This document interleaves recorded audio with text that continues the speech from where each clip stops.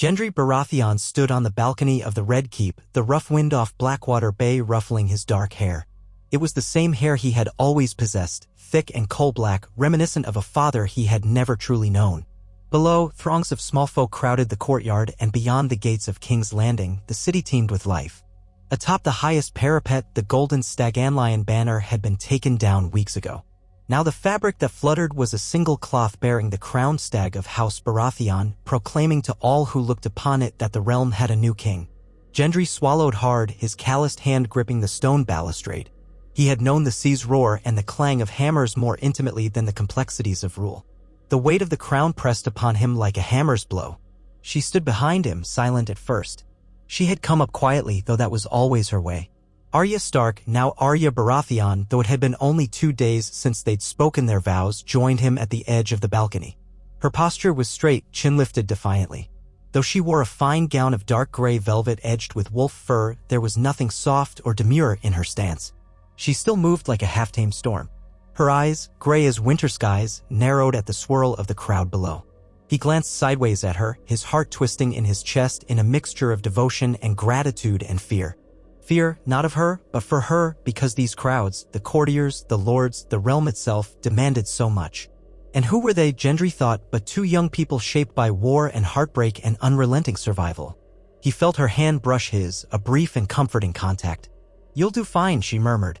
"You're Robert Baratheon's son. The city once loved him, or so I'm told. They'll love you too if you don't prove yourself a fool." Her words had a certain honesty that only Arya Stark could manage. Half taunt, half encouragement. He gave a terse laugh. "I'll try not to be one," he said. His gaze drifted from her resolute face back to the masses. "They made me Lord of Storm's End first. I thought that was already more than I deserved. Now, King, I never wanted that. But what you want doesn't matter in this world, does it?" Arya's lips curved into a smile that did not quite meet her eyes. "I learned that long ago. We do what we must. But you can be the king they need, Gendry. You don't have to be your father." Then she leaned forward, peering at the city as though it might lunge at them. "Though hopefully you won't end up as he did." He set his jaw. "That's the last thing I want. I barely knew him, but I heard the stories. Robert was strong but reckless. Generous but often thoughtless. He won the throne through war. If I can keep it through something else, gods, I'd like that." Arya's hand found his again, firmer this time, and gave it a squeeze. "So would I." And then, almost to herself, "Too many wars already." They stood there, letting the wind whip around them, 2 new rulers on the cusp of a realm that had never once known true peace.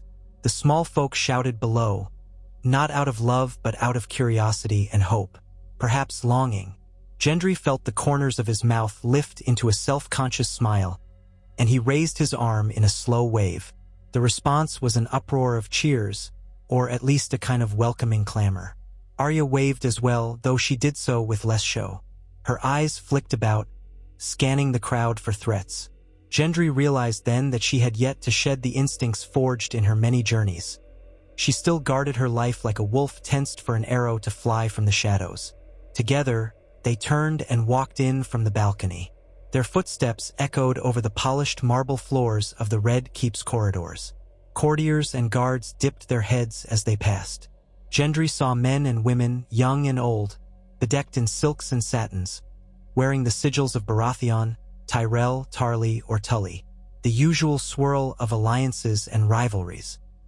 He remembered being a nobody in Flea Bottom, forging helmets and swords in Tobo Mott's smithy, scraping out a living by day, collapsing into exhausted sleep at night. And now, every eye flicked to him with a mixture of anxiety and hope. Will he be a strong king, a just one, or will the realm sink back into chaos? He recalled how, not long ago, he had bent the knee to Daenerys Targaryen, naming her queen out of gratitude for the liberation she brought and the fight against the Night King. Fate had intervened differently when the dust of that conflict settled. Those dragons had upended the city, left it in ruins. The Wolf Queen in the north, Sansa, had consolidated her own power, and the lords of Westeros were near paralyzed by the wreckage. The Targaryen claim did not last long after the ultimate tragedy at King's Landing. Freed from the fear of dragons, they turned to more familiar names. Baratheon was one such. By blood alone, Gendry had found himself in front of anointing swords. He still could hardly believe it. The days following his coronation were a blur of ceremonies, council meetings, and tedious receptions. On that second evening, he and Arya were summoned to the great hall for a feast in their honor. For huge tables were laden with roast boar, honeyed chicken, fresh greens from what farmland remained near the city, and barrels of ale, Dornish wine, and mead. Servants hurried about with pitchers and ladles while lords and ladies traded gossip. The king's table was elevated on a slight dais, uncomfortably putting Gendry and Arya in full view of everyone. He sat stiffly, wearing a crown that had been forged for him, a band of black iron inlaid with gold in the shape of stag antlers. Arya wore no crown, just a subtle circlet of silver leaves that Sansa had sent from Winterfell. She tugged at it often, as though the metal pressed upon her scalp. To Gendry's left sat Davos Seaworth, whom he had named Hand of the King at Arya's suggestion. Despite his humble birth, Davos had proven himself wise, practical, and unwaveringly loyal to the good of the realm rather than to self-interest. "Your Grace," Davos murmured between bites of bread, "the Lords of the Reach are still questioning the reallocation of their farmland taxes. We might address that tomorrow at the council." Gendry almost groaned aloud but managed to keep it in. "Of course, Ser Davos. Tomorrow." Then he cut into a slice of roast boar but found his appetite wanting.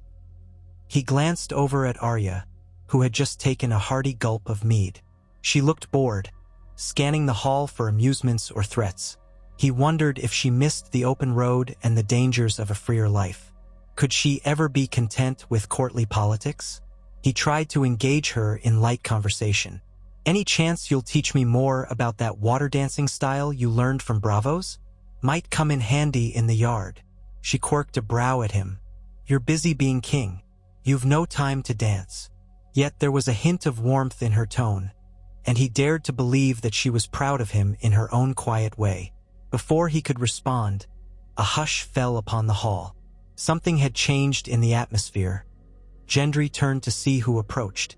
Sansa Stark, Lady of Winterfell, had arrived. She moved with regal grace. The hush was partly respect for the Lady of the North, partly curiosity to see how the sisters would greet each other. Her hair was the deep auburn hue of Tully heritage, woven into an elegant cascade. She wore a mantle of snowy fur draped over a gown of icy gray, the Stark direwolf embroidered across her bodice. Beside her walked Brienne of Tarth, tall and imposing in her plate armor. The watchers parted to let them pass. Arya stood at once, a spark of genuine joy in her usually guarded face. Sansa approached and the two sisters hugged, a fleeting break in their public composure that spoke of deep love. Gendry stood too, bowing his head respectfully. "Lady Sansa," he said. "Welcome." Sansa inclined her head. "Your Grace. And to you, my sister, my queen." She let that title linger, as if weighing its strangeness. Arya looked as though she might roll her eyes, but she only smiled faintly. Sansa was guided to the seat of honor near Davos, and Brienne stood behind her as ever, a vigilant sentinel. The feasting resumed, if a bit more subdued now. Gendry found an odd comfort in having Sansa here. She was formidable, a canny politician, and the realm could benefit from her wisdom, even if the North itself remained independent. The Starks had made that a condition of their support in the final battles. The North would no longer be subjugated by the Iron Throne. Yet they were still allies, bound by old loyalties and new blood ties. No doubt Sansa was here to ensure that alliance remained beneficial for her people, though Gendry guessed she was also here to see Arya. Maybe even to gauge how the realm fared under his fledgling rule. Their conversation turned inevitably to politics. Sansa's voice was calm and measured. "King Gendry, you've consolidated the Stormlands. The Riverlands have sworn fealty. The Westerlands, are they stable? Tyrion Lannister was once Lord of Casterly Rock, but the line is..." She paused delicately. Then, Gendry chewed the inside of his cheek. "The Westerlands were indeed in disarray after the Lannisters' downfall. We're working to restore stable leadership there. A few Lannister cousins remain. Perhaps one will prove worthy. If not, we may need to appoint a loyal steward. But I don't want to start handing out lands to opportunists. The realm needs healing, not another gamble." Sansa nodded. A wise perspective, Your Grace. Arya tapped her fingers on the table. What about the Crownlands? How many men can we muster if, say, the Iron Islands start raiding again? Or if the Dornish lords decide they don't like a Baratheon on the throne? Davos answered gently. We're shoring up defenses. The Crown's finances aren't robust, but once the city is fully rebuilt, the taxes. Arya's gaze darted toward him. And how long will that take? Gendry placed a hand over hers, stilling her restless drumming. We will manage, Arya. One step at a time. She pulled her hand away, but not angrily, more a gesture of independence. Sansa's eyes flicked between them, searching for any sign of discontent. Gendry braced himself for her well-honed scrutiny. But Sansa said nothing more, turning to sip her wine. That night, after the feasting, Arya and Gendry returned to their royal chambers. The large, opulent room felt foreign to them both, lacking any sense of comfort or home. A grand bed with velvet hangings dominated the space, and plush carpets muffled their footsteps. Outside, the moonlight shone silver upon the city. Gendry removed the crown, setting it carefully on a table. Arya unfastened her silver circlet, tossing it onto a chair as if it were a casual trinket. Then she sat on the bed, crossing her legs, letting out a long, slow breath. He studied her profile. She looked older than her years, lines of tension creasing her brow. Is this what you want? He asked quietly, surprising even himself with the rawness in his voice. The court life, being called Your Grace, wearing gowns instead of leathers? I know this wasn't your dream. I'm afraid. I'm dragging you into something you'll hate. Arya's gray eyes found his. Dragons, kings, queens, none of it was my dream, she replied. But you? I chose you once. I choose you now. Maybe I'll never be a proper queen who sits and embroiders and smiles at courtly jokes. But if I can help you keep the peace, if I can watch your back, I'll stay. Emotion welled in Gendry's chest. He knelt beside the bed, clasping her hands. I'm no more suited for this crown than you are for those dresses, but we have each other. Maybe that's enough. She leaned down and pressed her forehead against his. For a moment, he felt grounded, as if the swirl of politics and obligations could not breach this space. Then, with a fierce gentleness, she kissed him, neither shy nor demure, but full of a promise that they would try to rule, to live, to endure. And for that night, at least, Gendry slept without the weight of the crown in his dreams. Morning brought responsibilities. While Arya rode out with a small retinue of guards to assess the city's outskirts, insisting she would not sit idle, Gendry held council with Davos, Sansa, and a rotating cast of lords petitioning for favors. The hall was filled with the echo of voices, the shuffle of parchment, and the ever-present threat of compromise that Gendry knew he must master. He listened to supplicants from every corner of the realm. Farmers complaining about raiders on the roads, merchants bemoaning the cost of repairs to the city's harbor, knights seeking lordships or at least recognition. From time to time, Sansa offered a measured thought or proposed a solution. Davos guided Gendry through the labyrinth of courtesy, never telling him what to decide, but gently pointing out the potential consequences of each action. By midday, Gendry's head pounded with the magnitude of it all. During a brief recess, he cornered Sansa near a window. I'm grateful you're here, he admitted. I don't have the upbringing. Was a blacksmith, for the gods' sake. Talking with lords all day is like forging swords out of sand. She gave him a small smile. You're doing better than you think. You listen. You don't dismiss people outright. That alone is new in King's Landing. He exhaled, recalling how King Joffrey had once ruled with cruelty and whim. I just hope it's enough. The realm needs peace, but it feels like peace is always a hair's breadth away from collapsing. Sansa nodded, her gaze drifting out over the city. Trust Davos. Use his counsel.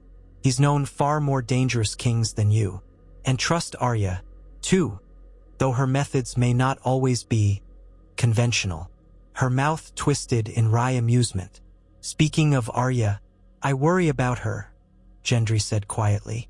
She's not content here, no matter what she says. The North is free now. She could go back if she wanted.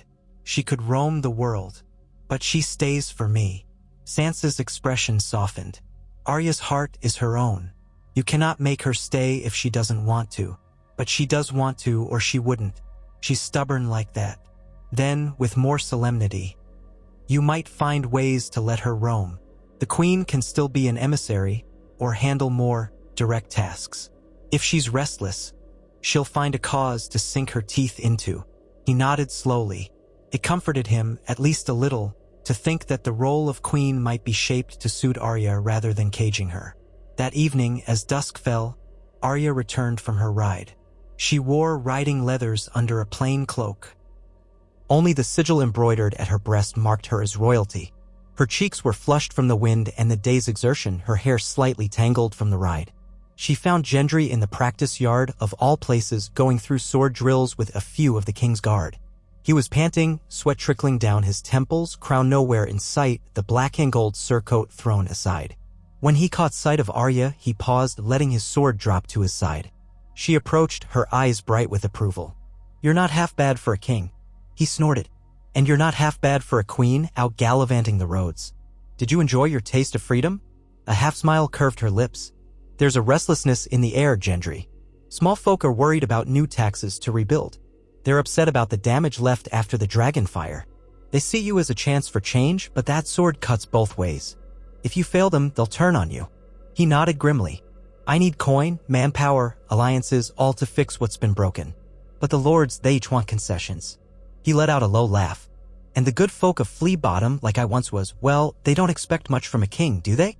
Only to be left alone, or maybe find a bit of opportunity. I remember that feeling." She tilted her head, stepping closer. "Then do something about it." He looked up at the darkening sky. "I intend to, but I also need to do it the right way. I can't tear down the realm again. We barely survived the last time.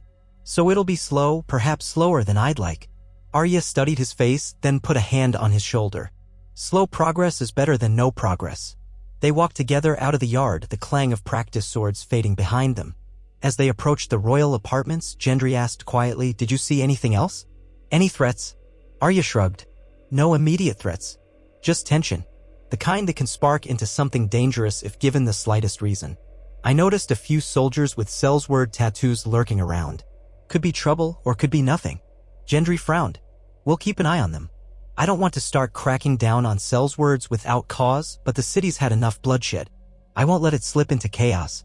They retired early, sharing a simple meal of bread and stew in their chambers instead of attending the royal feast. Arya sank into a chair with a grateful sigh, massaging her calves.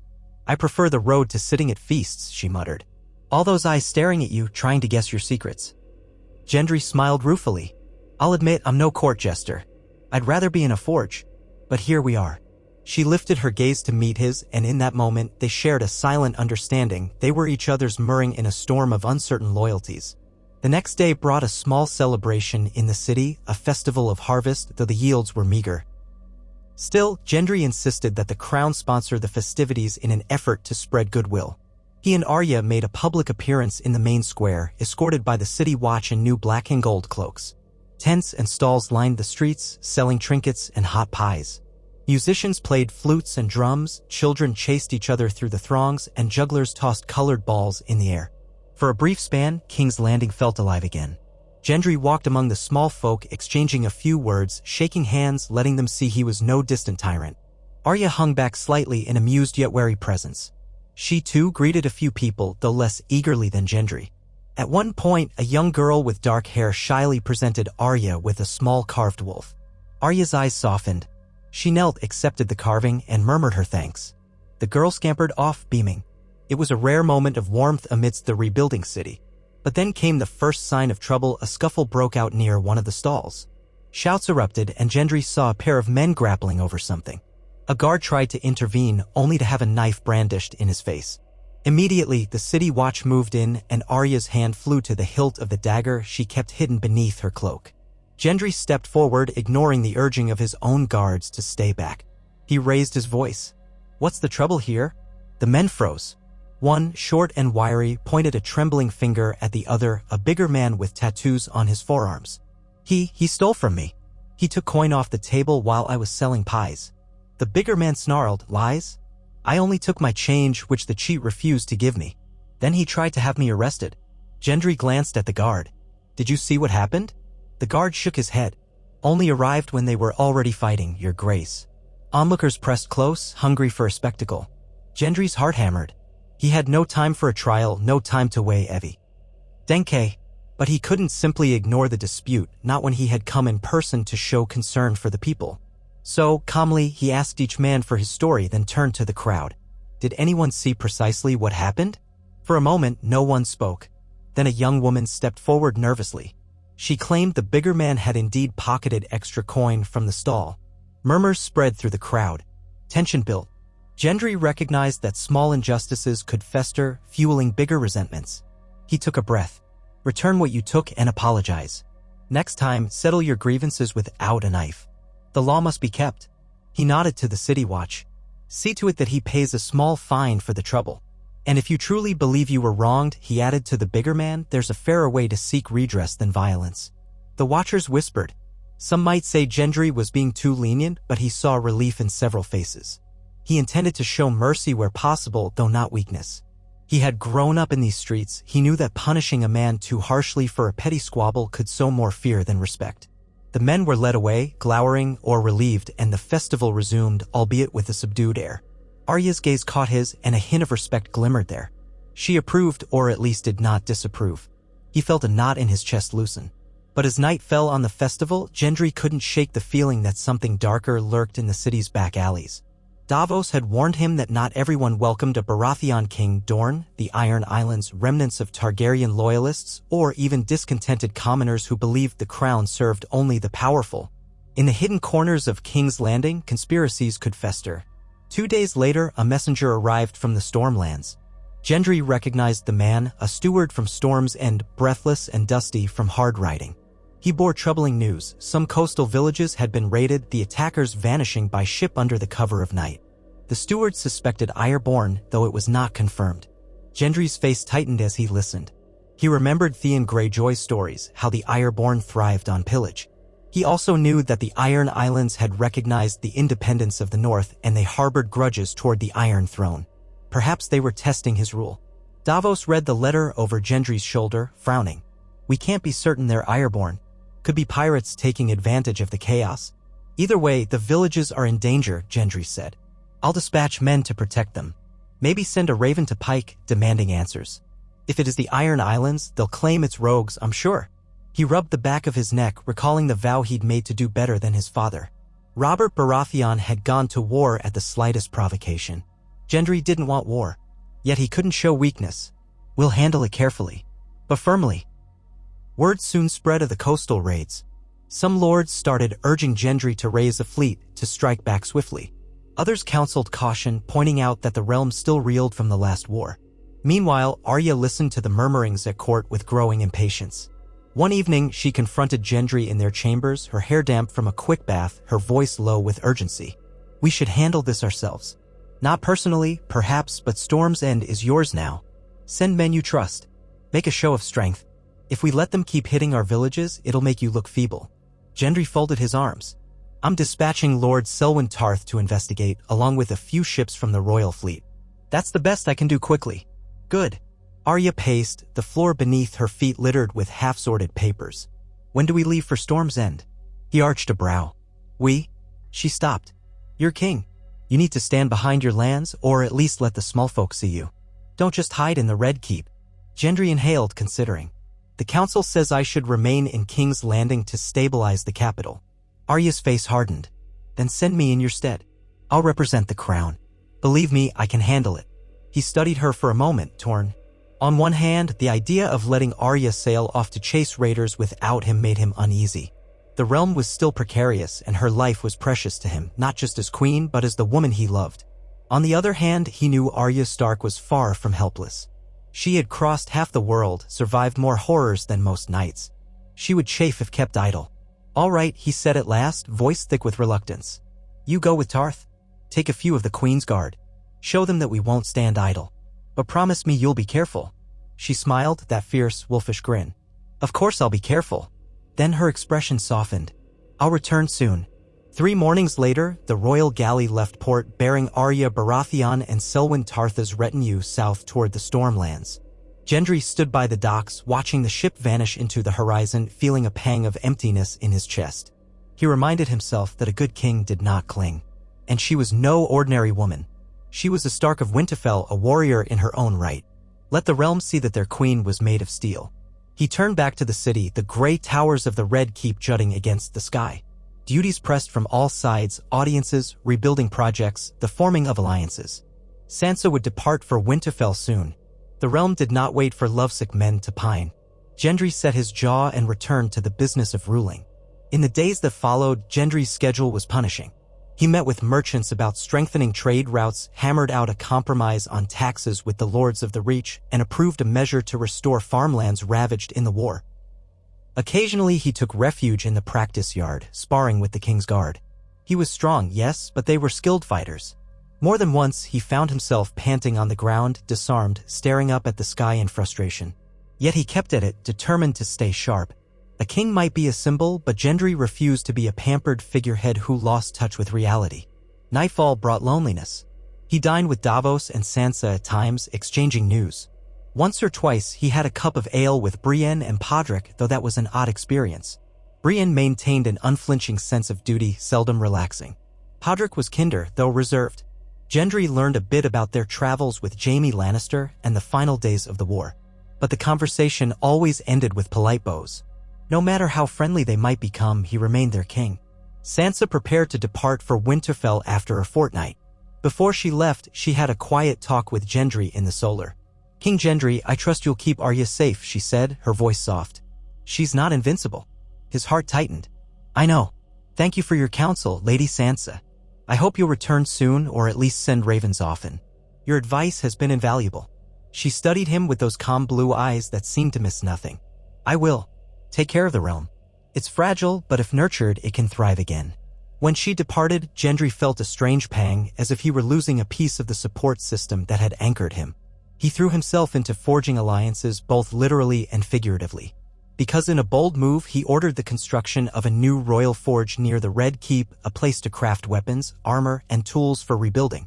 Let the realm know that their king was not so highborn he'd forgotten the worth of honest labor.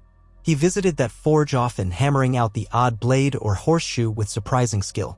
Courtiers gossiped about it. Some found it unseemly for a king to work as a blacksmith, but the common folk appreciated the gesture. Amid these tasks, the ravens from Storm's End trickled in. Arya's missives were terse but informative. The raids had indeed been carried out by seafaring brigands, though they were not openly flying the Kraken banner. Some skirmishes took place along the coast, and Arya rode with the soldiers to repel them. She noted that the Stormlands folk were wary of a queen who showed up with steel in her hand, but once they saw her in battle, they began to chant her name with respect, Arya the Wolf Queen, or so some had started calling her. Reading that brought a faint smile to Gendry's lips, along with a flicker of worry. The Wolf Queen. If the realm saw her as a warrior, that might be good for their sense of security, but it might also stoke fear or resentment among the more traditional lords. One afternoon, Gendry read a new letter from her. She described hunting down the raiders in a midnight raid, how she had personally cornered the leader, a brutal man calling himself Crom the Black. Arya had disarmed him with swift, precise strokes of needle. Needle, Gendry muttered aloud, recalling the sword she had named as a child. He felt a rush of warmth, pride, and apprehension. Arya's letter ended with a promise to return soon, once the coast was secured. Weeks stretched on. Gendry's hair grew longer as he had no time for barbers or trimming. The stubble on his jaw thickened. He spent hours each day in the council chamber with Davos, trying to ensure the crown wouldn't go bankrupt from reconstruction efforts. From the letters he received, the realm was stabilizing. Lords started sending envoys to pledge their renewed loyalty. Rivalries simmered but had not broken into open conflict. Perhaps Gendry dared hope they were on the cusp of a real peace. If he could keep them from each other's throats just a bit longer, the realm might finally breathe. He discovered a knack for defusing tense negotiations with plain speech and sincerity. Lords who arrived expecting a bumbling bastard found a young man who understood adversity, who cared about the small folk because he had once been among them. It wasn't always enough. Some lords, especially older ones, still regarded him as an upstart. But Gendry noticed that men like Edmure Tully and Jon Royce gradually leaned more in his favor as they saw him labor diligently for the common good. On a crisp morning, as Gendry wrapped up a meeting about harbor repairs, a commotion erupted in the courtyard. He rushed outside, a dozen guards trailing him, only to find Arya dismounting from a lathered horse, dust caked on her boots, her hair tangled by the wind. She had arrived without formal escort, riding ahead of her contingent. The moment Gendry saw her safe and sound, relief washed over him. She swung off the saddle, breathing hard, and smirked at his astonished expression. "Miss me?" "Gods, yes," he breathed, stepping forward.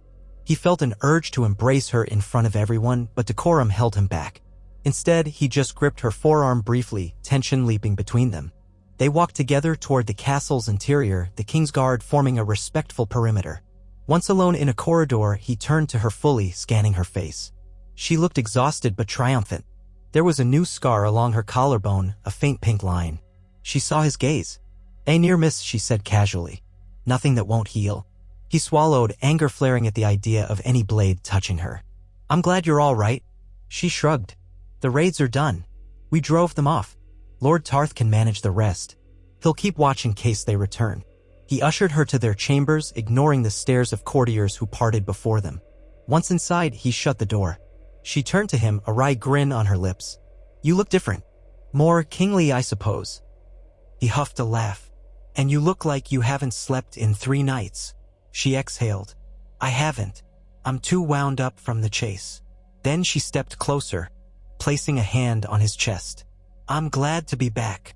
There was a pause, heavy with unspoken sentiment. "You were right to let me go. I needed that. I needed to do something real." He rested his hand over hers. "I never doubted you. Thank you for safeguarding my lands." She gave an awkward shrug, as if it were no big matter. "It was the least I could do." But her eyes shone with something akin to pride. Then, more softly, "So, how fares the city under King Gendry's watch?" He led her to a chair, poured her a cup of water from a pitcher. "Not as exciting as your raids, but we've made progress. The city is calmer. We have a new plan for the harbor. Some lords are even praising our efforts, though others grumble, of course." Arya downed the water, then dragged a hand through her hair. "Good. You're suited for this more than you think. That's what they don't realize. You're stubborn as a mule, and you actually care." He chuckled, helping her remove her dusty cloak. "I'll take that as a compliment. You're stubborn too, for the record." She smirked. "I know." They shared a weary meal, seated at a small table by the window. Arya recounted some of her experiences on the Stormlands coast. Nighttime ambushes, cunning illusions to draw out the brigands, local villagers who both loved and feared the Wolf Queen. Gendry listened, his admiration growing. She had indeed become a queen unlike any Westeros had seen. He only hoped the realm would accept it long-term. In the following weeks, Gendry and Arya established a routine of sorts. Arya sometimes sat in council, but she quickly grew bored with endless debates about tariffs and land disputes. Still, when it came to matters of security or justice, she was decisive. She suggested practical solutions like sending roving patrols on key roads or establishing a messenger system to spread warnings faster. Gendry saw her passion for direct action, how it balanced his more methodical approach. Together, they began to shape a monarchy that neither had envisioned but both were determined to make work. One morning, a letter arrived from Dorne. Prince Corn Martell had agreed to host a delegation from the crown, hinting at a potential alliance. The Martells had largely stayed out of the Targaryen wars, tending their own domain. But now, with a Baratheon on the throne, they might see an opportunity to gain influence. Davos advised caution, but Gendry saw it as a chance for peace. He decided to send a trusted envoy. Arya volunteered to go, but Gendry refused, explaining that repeated absences by the queen might undermine their unity in King's Landing. She scowled, but acquiesced, perhaps because she sensed he truly valued her presence at court. Meanwhile, Gendry's forging project expanded. He personally commissioned new arms and armor for the City Watch, hoping to foster loyalty and competence. And when the first set of black and gold breastplates was unveiled, many in the city were impressed by their king's personal craftsmanship. At last, Gendry felt that the realm was inching toward stability. But stability in Westeros seldom lasted. Rumors of a new threat began to filter in, talk of a Sellsword company landing on the western shores near Lannisport. Mercenaries from Essos seeking to carve out their own domain in the shattered aftermath of war. Gendry, Arya, and Davos discussed it late into the night. The Westerlands still had no firm leadership, so it was vulnerable. If the Sellswords seized key areas, they could become a new plague upon the realm. Gendry slammed his fist onto the table. We can't let them gain a foothold. But I don't want another full-scale war. We need to rally the Western lords, help them defend themselves. Davos nodded.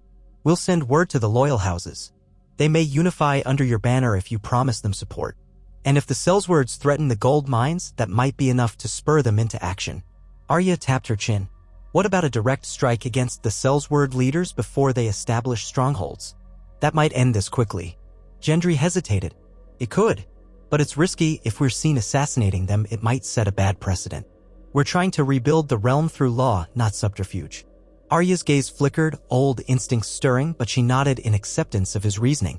The next day, Gendry called upon various lords for troops, carefully framing it as a necessary defense of the realm. Response was mixed. Some agreed readily, others were wary of new entanglements. He pored over maps with the few experienced commanders left in King's Landing, planning how best to contain the incursion. Tension buzzed through the capital. The small folk whispered that the Sellswords might sack Lannisport and march east. Others claimed they were only after gold. Rumors spread like wildfire, and Gendry struggled to keep them contained. Amid these preparations, word came from the Westerlands. A minor Lannister cousin, Martin Lannister, had rallied a small force. He begged the crown to send reinforcements. The request arrived during a council session. Gendry glanced at Arya, then at Davos. He saw the potential consequences. If he refused, he'd appear weak and disloyal to the Westerlands. If he agreed, he risked stretching the crown's resources. But he had declared he would not abandon any region. We send what we can, he decided, ignoring the murmurs of dissent. Within days, a royal force under the command of Lord Rowan marched west. Gendry wanted to join them, but Davos argued that the king's place was to coordinate from King's Landing, ensuring no other enemies took advantage of his absence. Arya, for once, chose to stay as well. Perhaps she sensed that if both left, it might destabilize the capital. They waited anxiously for news. When news finally arrived, it was a mixture of relief and frustration. The Sellswords had indeed landed, but were smaller in number than rumored.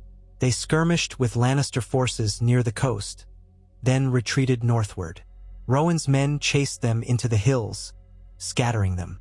A handful of mercenaries vanished into the countryside, but the immediate threat was contained.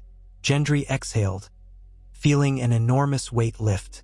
A sense of triumph pervaded the castle, though Gendry knew it was a fragile victory. Still, each day that passed without a major crisis was a small miracle in Westeros. The longer he held the throne without plunging the realm into chaos, the more the realm adjusted to the idea of Gendry Baratheon, the bastard king. And at his side, Arya Stark, the Wolf Queen. Time flowed. Slowly, King's Landing rebuilt. The scars of Dragonfire remained, but new homes rose in the ashes. The harbor bustled with commerce. The roads became safer under coordinated patrols. The small folks' mood improved incrementally, though the memory of war was not so easily forgotten. Lords from distant corners of Westeros came to pay homage or to negotiate. Gendry learned to navigate their flatteries and manipulations. Arya, when she attended these functions, watched them with feral intensity, her knife never far from reach. They found moments of respite together. Short rides outside the city, quiet dinners on the balcony. Sometimes they would talk about the past, about Winterfell, about Robert's rebellion, about their own youthful miseries. Other times they spoke of the future. Might they one day have children? Would the realm accept a Baratheon Stark dynasty? Such thoughts made Gendry nervous, though Arya seemed less unsettled than he imagined. She simply shrugged, as if to say the future was as unknowable as the wind, and they would face it as they faced everything, head-on. But not all illusions of peace could last forever. Another crisis loomed, smaller but more personal, wrapped in the shape of old grudges. One evening, Gendry received a visitor he hadn't expected, Bronn, the Sellsword knight who had once been master of Highgarden under a short-lived arrangement. Bronn had apparently returned from the Reach with news of rebellious stirrings among certain Tyrell loyalists. It turned out that pockets of resistance, those who blamed House Baratheon for supplanting the Targaryen-Lion alliance, were quietly raising funds to support a Targaryen pretender rumored to exist overseas. Gendry felt a spike of alarm. The Targaryens were thought all but extinct, but rumors of hidden heirs never truly died. Bronn, leaning back in a chair in Gendry's solar, said dryly, "Might be just talk. But gold's definitely changing hands, and a few lords who lost big when Dany burned the city, well, they might be open to a new cause. I thought you should know. Arya, who stood beside Gendry, folded her arms. The Targaryen cause died with Daenerys. This must be a swindle. Someone playing on old loyalties. Bronn shrugged. Likely so, but swindles can grow legs if they're fed enough coin. Gendry thanked Bronn, then turned to Davos after the rogue knight left. We need to nip this in the bud. Find out if any lords are actually conspiring. But do it quietly. Davos nodded, his face grim. Aye, we can't let the realm tear itself apart over another pretender. That night, Arya paced their chambers. I should go to the Reach, quietly in disguise. See if I can uncover the truth. Gendry frowned. I know you're good at that, but are we sure it's necessary? She gave him a sharp look. Better to know than to guess. If it's just a rumor, fine. If there's a real threat, we can deal with it. But we can't let the realm slip back into war because of some fantasy about a silver-haired savior. He couldn't argue with her logic, but a pang of unease clutched him. They had spent so little time together as it was, pulled by the demands of the throne. All right, he said finally, but not alone this time. Take at least a small detail. And be careful. She gave him a thin, knowing smile. I'll be back before you miss me. Then the smile faltered, and her tone softened. I'm doing this for us, Gendry. For the realm, yes, but also for us. I want this to work. He reached out and drew her close. She rested her head against his chest, inhaling the scent of leather and steel that still clung to him despite his kingly garb. In that moment, they were not a king and queen, but two people bound by shared struggles and a love they had only just begun to understand. Shortly after dawn, Arya departed, dressed in simple leathers, accompanied by a handful of guards sworn to House Baratheon. Gendry watched her go with mixed pride and worry. The city stirred behind him, the swirl of responsibilities waiting. He allowed himself one last glance at her retreating form, then turned to face the tasks of the day. In the days that followed, King's Landing seemed emptier without Arya's presence. Gendry poured himself into administrative work, settling disputes among the Crownland's petty lords, finalizing a new trade agreement with Braavos, receiving an envoy from the Vale who sought the Crown's blessing for a marriage alliance. He also oversaw progress on the city's fortifications, ensuring they were strong enough to deter future rebellions. At night, he combed through scattered intelligence about the rumored Targaryen pretender. Little conclusive evidence existed, only whispers of a child who had escaped the sack of King's Landing years ago, impossible as far as he could tell given the known history, or a supposed nephew of Daenerys. Gendry's instincts told him it was a ruse, but people could be gullible, especially if swayed by gold. A fortnight passed. Then a raven arrived from the Reach, bearing a short message in Arya's distinct, curt handwriting. She had tracked down a coterie of minor lords who seemed to be funneling coin toward Essos. Their claims of a Targaryen heir were contradictory. Some believed it was a male child, others a girl of marriageable age. Arya suspected it was a con orchestrated by a sly merchant with illusions of grandeur. She would press further and then return. Gendry breathed easier upon reading her letter. Still, he chafed at her absence. At least they had a lead now. If they could expose the scam, it might crumble. The realm, once again, might avoid another descent into chaos. He realized how often the future balanced on a knife's edge in Westeros. Another week dragged by. That was when the nightmares started. Gendry was used to pour sleep visions of the war, his father's legacy, the pressure of rulership. But these nightmares were sharper, more vivid, Arya lying wounded on a battlefield or the throne room aflame. He woke more than once in a cold sweat, cursing himself for letting her go. He took solace in Davos's calm presence, working relentlessly in the hours before dawn. On the 16th day of Arya's absence, word reached him that a group of men had been arrested in the Reach, implicated in a plot to raise an army for the Targaryen cause. Among them was the cunning merchant who had spread the rumors. Arya was rumored to be the one who cornered him in a roadside inn, dragging him out by the scruff of his neck. Gendry almost laughed with relief. She was unstoppable. The next morning, she returned. There was no grand arrival this time. She simply appeared in the courtyard, weary but victorious. He abandoned a council session mid-sentence to hurry out and meet her. She handed over sealed documents detailing the conspirators' plans, then allowed herself the barest flicker of a smile at his concerned questions. "It's over," she said. "They're jailed in Highgarden, awaiting trial by the local lords. It was all nonsense about a new Targaryen heir. Their plan was to stir up enough unrest to profit from the chaos." He nodded, his relief palpable.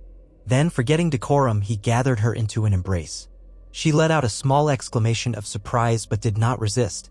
"Thank the gods you're safe," he murmured. She pulled back slightly, her cheeks flushed. "You worry too much, your grace." He shook his head, eyes warm. "Can't help it. You were my queen. And more." She punched him lightly in the arm. "I know." Then she gave him a tired grin. "Now, what's next? I suppose there's another crisis waiting?" He laughed ruefully. "Actually, we might have a lull, assuming no new pretenders pop out of the woodwork." A few passing guards pretended not to notice the closeness between their king and queen.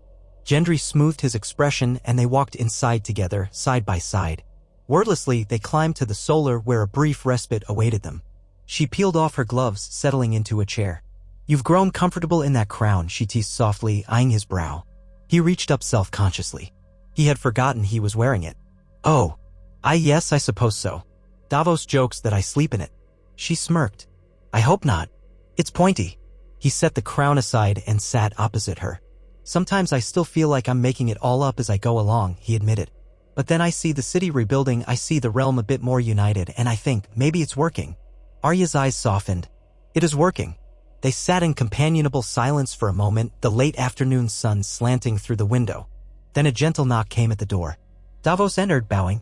"Your graces. Apologies for the interruption. But the master of coin awaits and the repairs in Flea Bottom." Gendry stood, letting out a mock sigh. "Of course. We'll be right there." He glanced at Arya, who rose as well, rolling her shoulders. Together, they followed Davos into the halls of the Red Keep. The road ahead might be long and fraught with challenges, but for now, they walked it hand in hand, an unlikely king and queen, forged by war, shaped by defiance, and bound by a love as steadfast as steel. And though the ghosts of the past might stir, though new threats would doubtless arise, they held to the promise they had made to protect the realm from the bloody cycles that had haunted it for centuries, and to forge a future in which a blacksmith's son and a wolf-blooded girl could sit upon the Iron Throne and not only endure, but thrive. The days following the thwarting of the so-called Targaryen pretenders' plot passed with an almost unsettling tranquility. In the corridors of the Red Keep, servants went about their work with less haste than in times of crisis, and the royal guards stood at their posts looking more bored than anxious.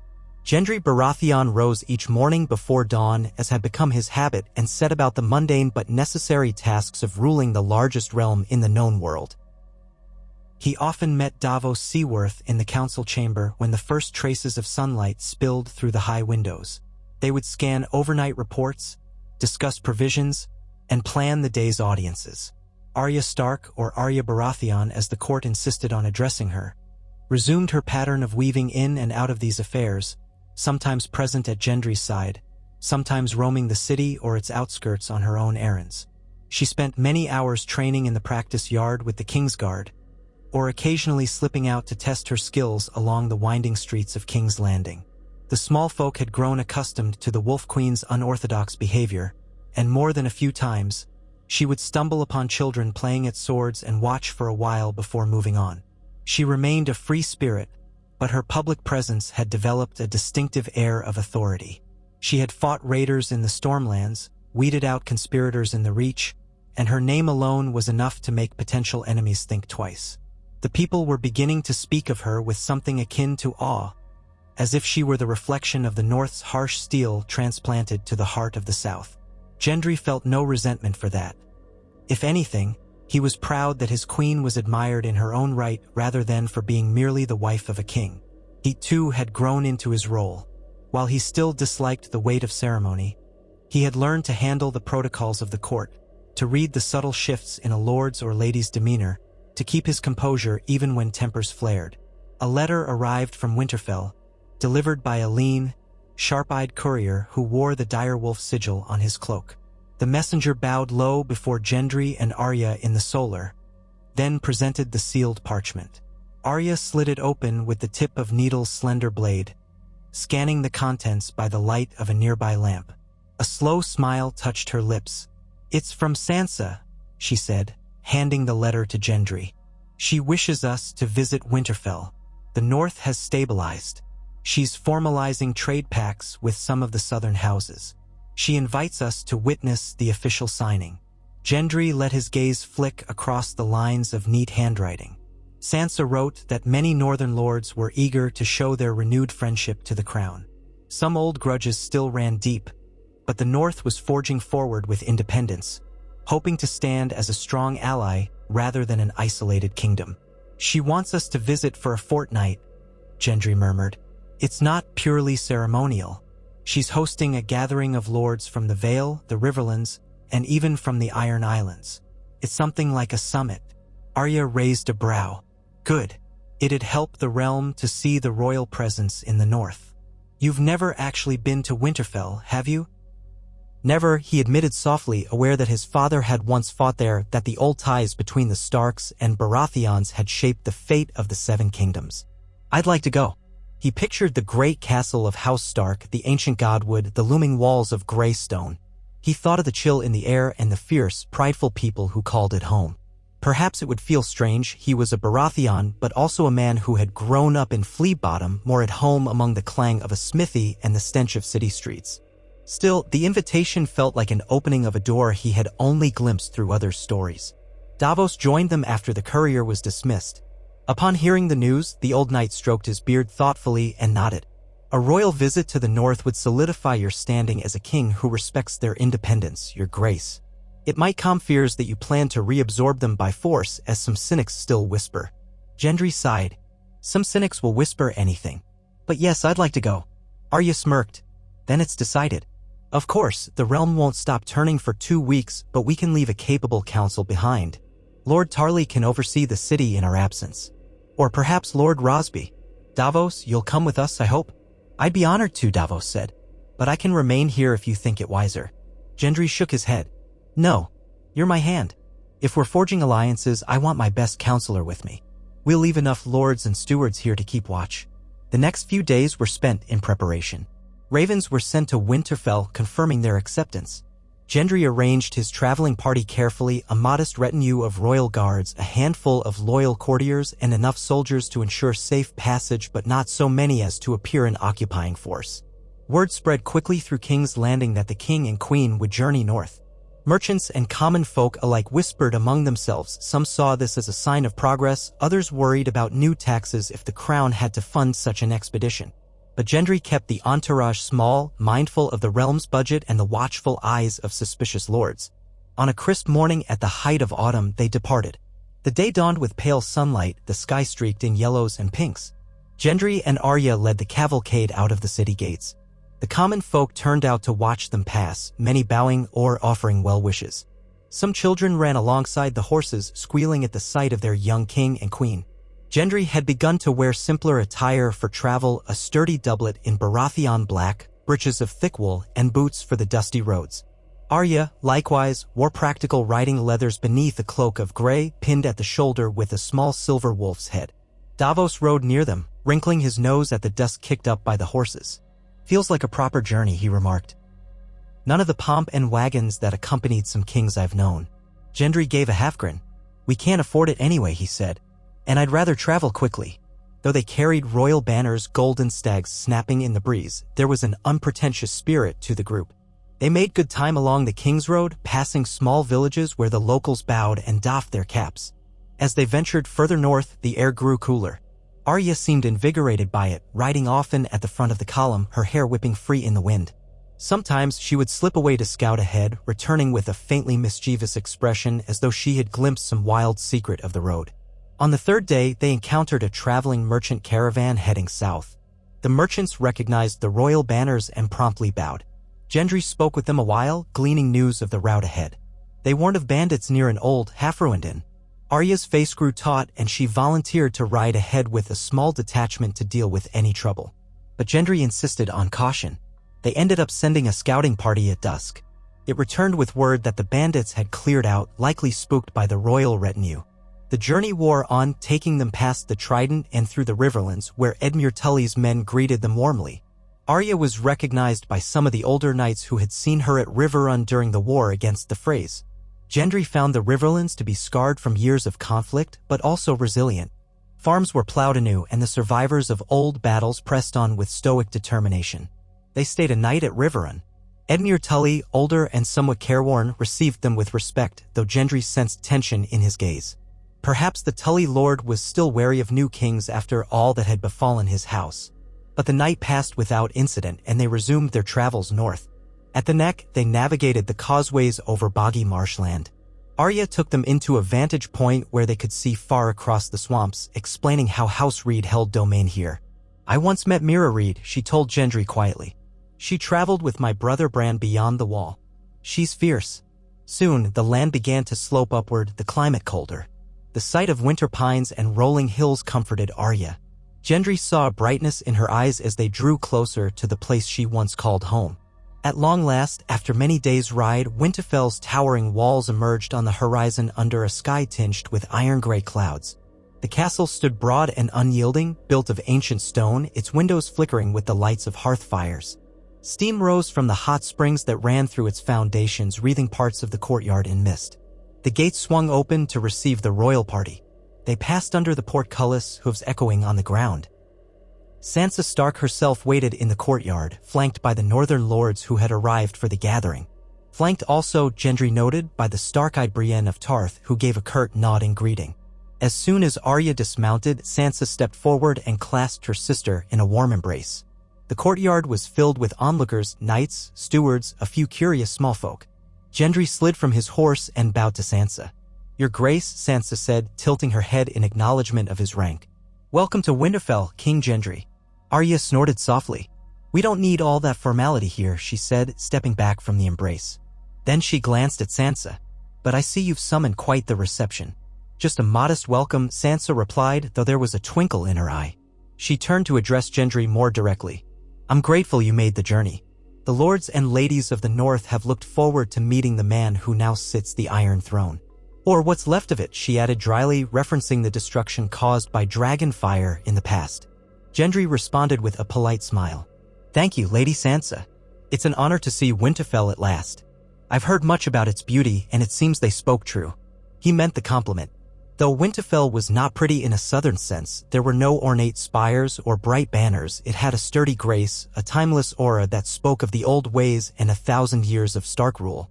Sansa led them inside, where the great hall was prepared with seating for the visiting lords and ladies. The hearths blazed, staving off the northern chill.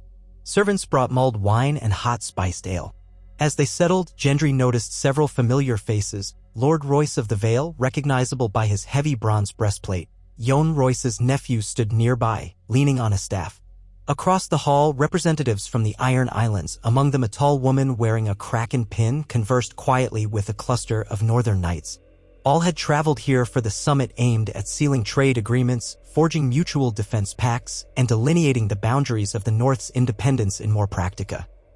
Detail. Arya stayed by Gendry's side while courtiers flitted about, greeting or bowing or simply staring. She acknowledged a few old acquaintances, though her face displayed more contained reserve than open excitement.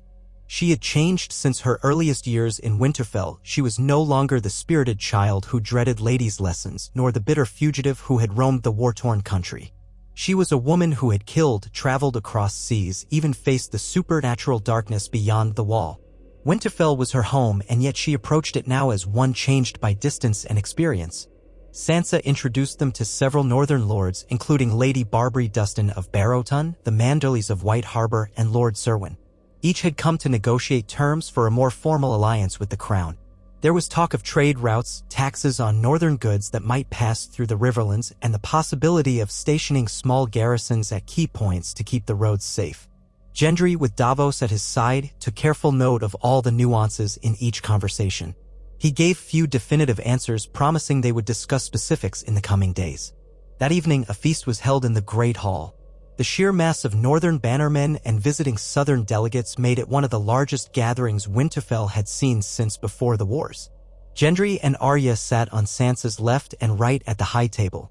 The meal included roast pork, venison, hearty stews thick with barley, and pies sweetened with honey from the fields near White Harbor. The northern cuisine was simpler than the rich dishes of King's Landing, yet warming and filling. During the feast, Lord Wyman Manderley's grandson performed a rousing ballad about the victory over the Night King, which spurred many a flagon to be lifted high in remembrance of the dead. Arya remained silent throughout the performance, her expression distant as if remembering her own harrowing role in that final battle. Gendry squeezed her hand under the table, a brief, comforting gesture. She accepted it, though she kept her eyes on the singer. After the feast, a mild bustle overtook the hall as people drifted into smaller clusters, continuing conversations about alliances or simply gossiping. Gendry found himself in a circle with Davos, Sansa, and Lady Barbary Dustin. The lady from Baratheon was speaking of the ancient feuds between her house and the Starks, though in a tone that suggested such grudges might be set aside for a beneficial trade agreement. Gendry listened politely, occasionally interjecting, while Davos smoothly navigated the politics. Sansa maintained a poised presence, neither overly warm nor cold, revealing little about her true thoughts. Arya had slipped away, and after some time, Gendry excused himself to go find her. He traced her steps out into the courtyard, which was faintly illuminated by torches and the glow from the high windows. The night air was crisp. Snowflakes drifted lazily, though not enough to gather on the stones. He saw her near the archery butts, past the training yard. She was alone, gazing up at the battlements. He approached quietly, remembering how she could sense footsteps. Indeed, she turned before he reached her, a small smile tugging at her lips. "Leaving the feast early, Your Grace?" she teased. "Wanted to see where you'd gone," he replied. He glanced around the yard, noticing the racks of training weapons, the archery targets peppered with old arrows. "Is this where you used to practice?" She nodded, eyes reflecting a kind of nostalgia. "Yes, I learned to shoot here. John helped me sometimes. Bran watched. Robb too if he had the time. Even Sansa would stand at a distance, half amused, half disapproving. I never wanted to be inside, cooped up. I hated sewing circles and dancing lessons. I wanted to be out here with a bow in my hand." He could imagine her as a child, braids undone, face smudged with dirt and determination. So much had changed since then, entire kingdoms rising and falling. "Is it strange to be back?" he asked softly. "Is it still home?" She let out a breath that hovered in the chilly air. "Yes and no. I love Winterfell, but I'm not the girl who left. It's like walking through a memory you cherish, except now you see all the cracks and corners. I can never be the child I was." Gendry stepped closer, his voice gentler. "None of us can, but you can still cherish it, can't you? It's good to see you in a place that mattered so much." She reached out and squeezed his hand, then her lips curved faintly. "Come on, I'll show you something." Without further explanation, she led him toward a narrow passage that wound behind the armory. The torches here were dimmer, and they passed along the base of the old walls until they reached a concealed gateway that opened into the godswood. There, towering weirwood trees rose against the winter sky. The largest of them had a face carved into its trunk, red sap trailing from its carved eyes like tears of blood.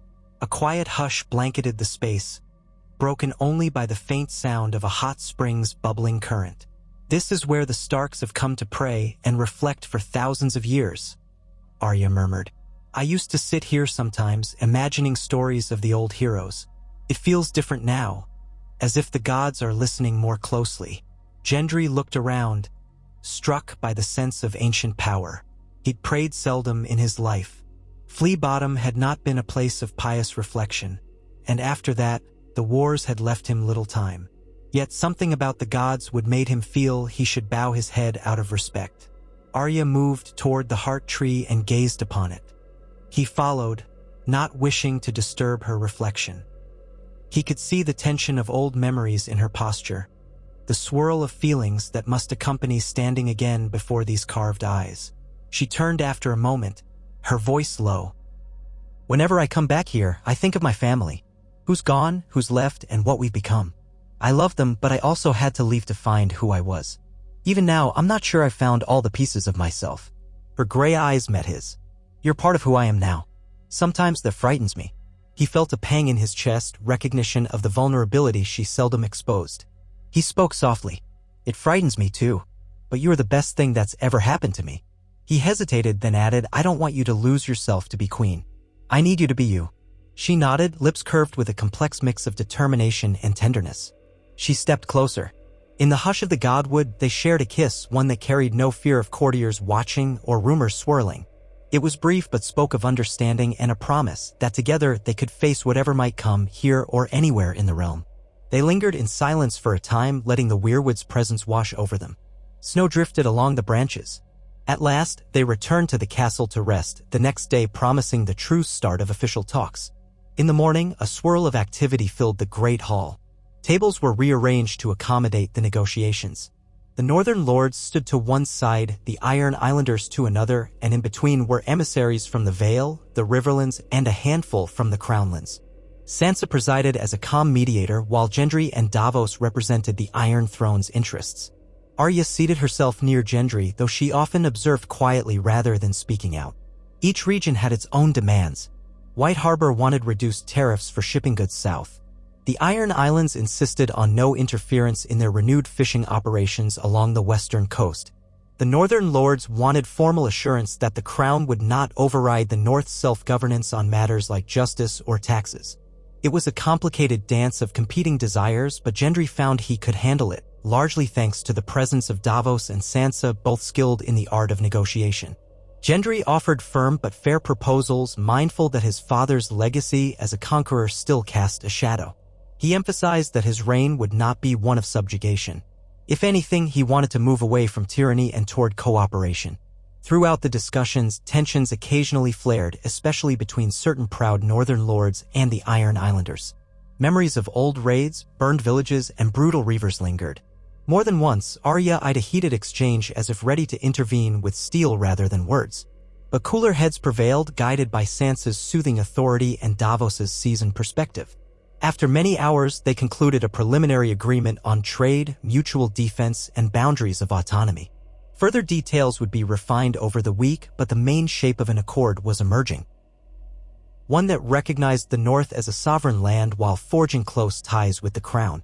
That night, Gendry and Arya found themselves in a smaller sitting room with Sansa and Davos sharing a simple dinner of roasted hare and winter vegetables. Sansa looked tired but content. "This is a milestone," she said. "We'll have to keep hammering out details, but I believe the North and the Iron Throne are on a path to real partnership. It's strange after all the bloodshed." Davos nodded. "Hard-won peace is often the most stable if we can maintain it. Our next steps are crucial. The rest of the realm is watching to see how the crown treats the North." Gendry set down his goblet of ale. "Then we'll treat it well. I have no desire to repeat my father's wars." He paused, glancing at Arya and Sansa. "There's also the matter of forging deeper unity. Some lords have asked about heirs." Arya stiffened slightly, though she said nothing. Sansa, diplomatic as ever, folded her hands. "You mean they wonder if you and Arya intend to have children to continue the Baratheon Stark line?" Gendry took a measured breath. "Yes. It comes up in roundabout ways. Some houses are looking decades ahead. They want stability in the succession, especially if we're forging an alliance with the North." Arya's gaze flickered to the fire. She had known these questions would surface. She was a queen, these matters of heirs were inevitable. But her life had never lent itself to typical roles, and the idea of motherhood sat in a corner of her mind, unexamined, perhaps unwelcomed. After a moment, she spoke quietly, her voice low but not hostile. "We've not discussed it in depth. There's time yet. The realm won't collapse tomorrow." Davos, perhaps sensing the tension, cleared his throat.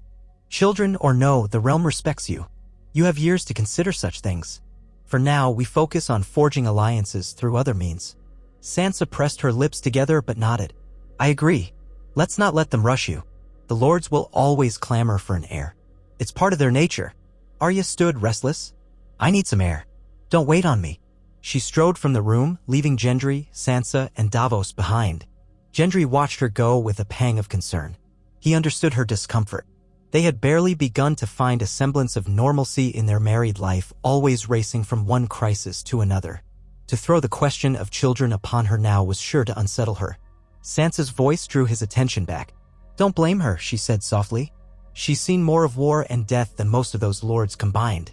She loves you, Gendry, but she may never see herself as a mother, at least not yet." He nodded. "I understand, and I won't push her. There's enough on our shoulders." Sansa gave him a small, approving smile. "Good. The next day brought more negotiations, culminating in a formal signing of a renewed alliance. Gendry affixed the royal seal to a document that recognized the North's independence in governance and law, while guaranteeing mutual assistance if invaders threatened from beyond the wall or from overseas. The Ironborn representatives also signed a separate agreement to respect the North's coasts and refrain from raiding. In return, the North promised safe passage for Ironborn ships. The Vale's delegates contributed their own signatures, promising to keep trade routes open. It was, by all appearances, a historic moment of cooperation, an arrangement that might shape the future of Westeros for decades. That evening, Arya disappeared again, and Gendry decided to seek her out. He found her in the old crypts below Winterfell, where the statues of long-dead Starks lined the walls, each marked with a direwolf at their feet. A single torch lit the ancient corridor. She stood before the statues of her father, mother, and siblings who had passed. The flickering light played across her features, revealing an expression of quiet sorrow and reflection. He approached softly. "Arya." She looked at him, her gray eyes dark in the torchlight. "I was just remembering. Each time I come down here, I think of how things might have been different if the Lannisters hadn't destroyed our family. If the White Walkers hadn't risen. If we'd had peace." Gendry gently placed a hand on her shoulder. "What do you see when you remember them?" A slow breath escaped her. "Father teaching me about honor, letting me watch as he dispensed justice. Mother, always so proper, but she loved us fiercely. Robb, who tried so hard to protect us. Bran, he's alive but changed. Rickon, the boy who never got to grow up. Even Sansa has changed, though she's here now, forging alliances and wearing furs like the Lady of Winterfell she was born to be. And me, I'm not sure what Father would think if he saw me as a royal queen, or if he saw the list of names I carried all those years." Gendry clasped her hand. "He'd be proud of how strong you are." She gave a small, sad smile. "Maybe. Sometimes I wish he could see us now. See that a Baratheon and a Stark can do better than the generation before." Her gaze flicked to the statue of Ned Stark, the stone face carved into a solemn expression. "I came down here to say I'm sorry for vanishing earlier. The talk of heirs. It unsettles me. I don't want you to think I'm pushing you away." He leaned closer, the torchlight painting dancing shadows on the crypt walls. "I don't think that. You've never hidden your feelings from me. Not in the end. I know these things are complicated. We've both lost so much, survived so much. But we have time, Arya. I'm not in a rush, and I don't want to trap you into anything." She squeezed his hand in thanks. "I suppose the realm has a different notion of time.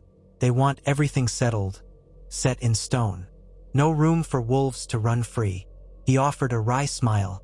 "Then we teach them otherwise. Let them see that forging a better realm doesn't mean repeating every tradition blindly." She tilted her head, regarding him in silence. Then she reached up and touched his cheek, her eyes searching his. "You're not the same blacksmith I knew traveling with the Brotherhood without banners, are you?" His chest tightened at the memory of those days. "No," he said softly. "But maybe I still carry that man inside me. I'll never fully belong on a throne. I know that. But I'll do my duty." She nodded, a faint smile curving her lips. "I'll be by your side. Hammer and anvil both if you need me." Then, with a final glance at her family's statues, she added, "Let's go upstairs. I'm done with ghosts for the night." They left the crypts, the torchlight trailing behind them until the darkness swallowed the place of the dead. Up in the more lived-in corridors of Winterfell, warmth and the sounds of life greeted them. Servants bustled, guards patrolled, the fires in the hearths crackled. They retreated to the chambers Sansa had provided for them, which were modest by kingly standards but cozy and near the top of one of the keeps. Arya fell asleep quickly, though Gendry lay awake for a while, staring at the ceiling. He thought of Ned Stark, of Robert Baratheon, of all the choices that had led them here. A bastard son, now king of the Seven Kingdoms, well, 6 if the North was out. A young girl who'd fled her home in fear, now returned as queen. Yet for all their burdens, they had somehow chosen each other in this life. He cradled Arya against him, feeling the subtle rise and fall of her breath, until at last he slipped into exhausted dreams. The following days were spent finalizing the new alliance's details, hashing out the last disputes about trade levies, shipping lanes, and mutual defense. The presence of so many northern lords in one place led to side discussions, old grudges, and inevitable jockeying for favor. But Sansa, with her mixture of courtesy and steel, kept them in line. Davos offered Gendry timely advice on which concessions might be worthwhile and which ones would undermine his authority. Arya, for her part, kept an eye on the Iron Islanders and a few suspicious men from the smaller houses, making sure no hidden daggers were waiting in the shadows. Finally, the day arrived for the official ceremony. In the courtyard, a large wooden table was set up. Scribes brought forth the agreements, thick with wax seals from each participating house. With solemn words, Gendry signed on behalf of the Iron Throne and Sansa for the North. The delegates from the Vale and the Iron Islands added their marks, as did the lesser lords. Witnesses stood by, including Arya, Davos, Brienne, and others. When it was done, horns blew a triumphant note, and cheers echoed against the walls. It wasn't exactly a declaration of perpetual peace. Such a thing was rare in Westeros, but it was a pledge that the atrocities of the past need not be repeated. That night, Sansa hosted a smaller, more private gathering for the primary signatories. Wine flowed, but not too freely, and the talk was amiable if somewhat cautious. A hush fell when Lady Asha Greyjoy, one of the principal Ironborn leaders present, stood to address the room.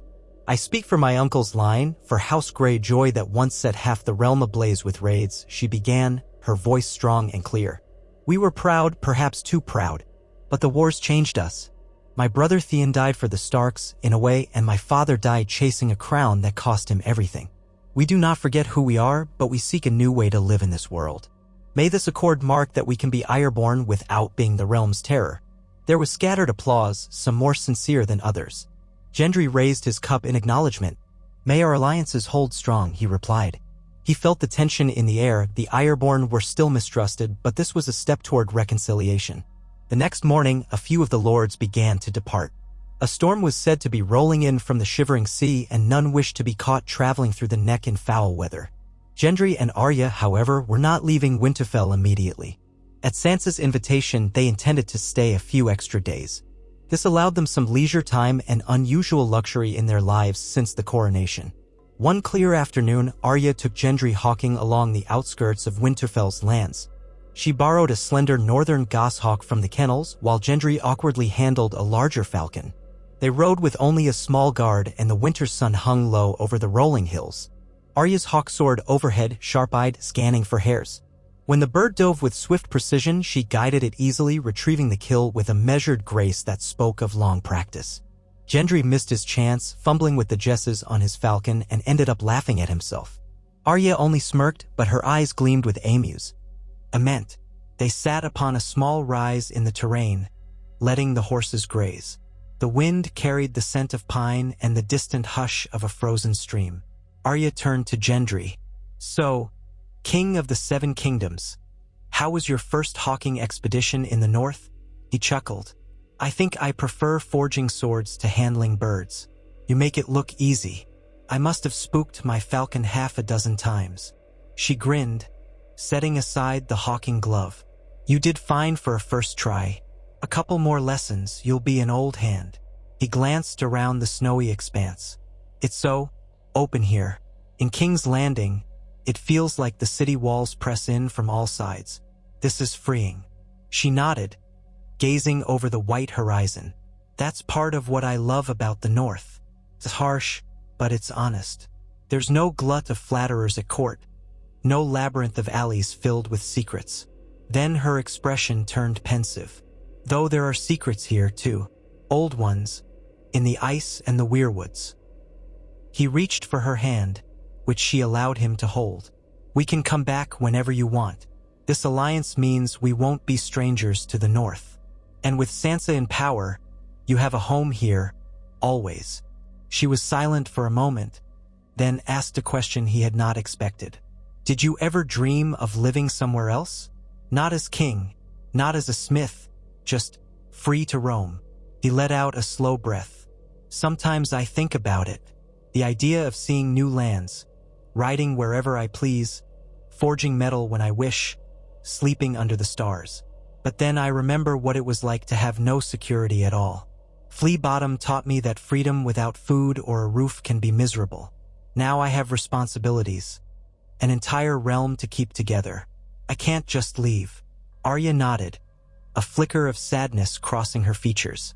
I understand, and I don't regret standing beside you. It's just that sometimes the road calls to me. I miss the quiet shuffle of my feet on a lonely trail, the sense of being no one. But I also realize I'd never trade you for that. So maybe I'm stuck trying to find a balance. He turned her hand over, pressing a soft kiss to her knuckles. We'll find it together, he said. I won't lock you in the Red Keep. If you ever need to breathe, we'll find a way. The realm can handle us both living on our own terms. She studied him, her gray eyes gentle. That's why you're not like any other king. You won't cling to power for its own sake. Thank you. They rode back to Winterfell in the late afternoon, the sun dipping behind the castle walls.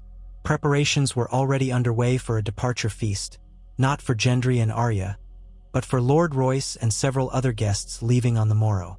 The courtyard bustled with horses being saddled, wagons loaded. Gendry guided his steed past a cluster of stable boys, returning their respectful nods. Arya dismounted gracefully, handing her reins to a stable hand with a murmur of thanks. Inside, the corridors were warmly lit. Gendry parted ways with Arya to speak with Davos, who was reviewing new messages from King's Landing. The news was mostly mundane, some merchants complaining about a dispute over docking fees, an update on the City Watch's training, a small matter of a border scuffle in the Stormlands. Gendry sighed as he scanned the reports. He realized that even these minor conflicts would never truly cease. Ruling was a constant dance of putting out fires before they could grow into infernos. Yet there was a sense of hope in the realm now, a tentative conviction that the worst of the wars were behind them. The living had survived the long night, endured the dragons and the burned city, dethroned tyrants, and hammered out new alliances. If they could keep that precarious balance, perhaps the children born in this era would know a peace Westeros had not tasted in generations. In the evening, he found Arya again in a small reading room near the castle library, leafing through an old tome of Stark histories. She was shaking her head slightly. They always talk about the grand battles, the alliances, the marriages. But they never mention the smaller stories, how the peasants lived, how the children survived winters. Those parts get lost. He set a hand on her shoulder. History's always written by the lords and ladies or the maesters who served them. She closed the book, her brows knitting. Then maybe the realm needs a different kind of record keeper, one who sees more than just the vantage of castle halls. He gave a faint laugh. That would be something new indeed. The songs in King's Landing rarely mention the people who starve behind the walls. We can't rewrite the histories, but we can try to keep their realities in mind. She set the book aside and turned to him. Sansa wants us to stay a while longer, but we can leave if you need to return. He hesitated. Part of him did feel the pull of King's Landing, the knowledge that a king's absence could breed complacency or mischief. But a deeper part of him savored these days in Winterfell, the chance to see Arya in a place she loved, the slower pace that let him think clearly. A few more days won't hurt, he said at length. We've left the city in the hands of capable people. Let's enjoy Winterfell while we can. She nodded, a genuine smile lifting the corners of her mouth. I'd like that. So they stayed. They dined with Sansa, walked the walls, visited the hot springs. Arya even convinced Gendry to spar with her in the courtyard, drawing a small crowd of onlookers who seemed torn between cheering for their liege's sister or their realm's king. Gendry held his own for a time, but Arya's speed and uncanny instincts eventually left him disarmed and pinned. She offered him a playful smirk as she lowered needle. The watchers chuckled appreciatively, and Gendry himself couldn't help but grin. He teased that he'd do better if he had a proper warhammer, which garnered more laughter. On their last evening in Winterfell, Sansa arranged a quiet farewell supper in one of the smaller halls. As they ate, talk drifted to future visits. Don't make it another year before you return, Sansa chided gently. Winterfell should not be a stranger to its queen. Arya rolled her eyes slightly but smiled. I'll do my best. Perhaps next time we come, we'll bring half the court with us. That'll make you regret inviting us. Sansa smiled wryly. Even so, you're always welcome. The North remembers its own. The next morning, Gendry, Arya, and Davos prepared to depart. The courtyard was filled with the clamor of horses being readied, men-at-arms forming up, and servants checking provisions. Sansa emerged, wrapped in a white fur cloak, to bid them farewell. She embraced Arya, whispering something in her ear that made Arya's eyes soften. Sansa then turned to Gendry, dipping her head respectfully. "Safe travels, Your Grace. Take care of her." "I will," he promised. "And thank you for everything. The alliance we forged here will serve the realm well." With that, they rode out from Winterfell's gates, the northern air cold on their cheeks. Arya looked back only once, gaze lingering on the great gray walls of her childhood home, then faced forward. The return journey felt faster, though it stretched over many days. They wended their way south, passing again through the Neck, the Riverlands, and so on. Wherever they went, they found people more receptive than before. Word of the new accords had spread, and while the realm did not wholly trust that war was gone for good, there was a glimmer of optimism. When at last they rode through the gates of King's Landing, it was late afternoon, the city's bustle in full swing. The smell of fish from the Blackwater Bay mingled with the aroma of fresh bread from the street vendors, a pungent reminder of how different this place was from the icy north. The cheers of the small folk greeted them as they passed. Some cried out, "Long live King Gendry," while others hailed the Wolf Queen. Arya watched them quietly, occasionally raising a hand in acknowledgement. Gendry saw relief in a few faces, curiosity in others. They had not been gone so long, yet it was clear that every day in King's Landing could bring new fortunes or frustrations. Davos, as always, was swift to gather the reports that had stacked up during their absence. While Gendry and Arya settled back into the Red Keep, removing travel-stained cloaks, a cluster of courtiers waited with anxious expressions. It seemed that a dispute in the Stormlands had flared anew, this time between two lesser lords arguing over a boundary line. Meanwhile, the Master of Coin was pressing for a solution to the Crown's continued debts. Rebuilding the city had drained more coffers than anticipated, and while trade was picking up, it might not offset the expenses for another year or more. Arya caught Gendry's eye as they prepared to enter the council chamber. "Welcome home," she said with a sardonic twist of her lips. He nodded, bracing himself for the onslaught of obligations. Home indeed, and together, they stepped into the chamber where the swirl of politics and duty awaited. The next weeks were a whirlwind of administrative tasks, council sessions, and judgments. Gendry heard cases from merchants, knights, and commoners alike. Arya sometimes joined him, particularly when matters of law and justice arose. She had a knack for cutting through pretense, often spotting lies or manipulation in an instant. Not everyone appreciated her directness, but few dared challenge her. Davos continued to serve as a steady hand, balancing Gendry's earnest approach with seasoned caution. There were tensions with a few lords who felt overshadowed by the new Crown North Alliance, worrying that it might shift power away from southern regions. Gendry had to reassure them that the alliance was about stability, not favoritism. At the same time, he issued a gentle reminder that rebellion or sabotage would not be tolerated. His father's heavy-handed methods had left scars. Gendry preferred to prevent conflict by reason, but he would not hesitate to defend the realm's peace.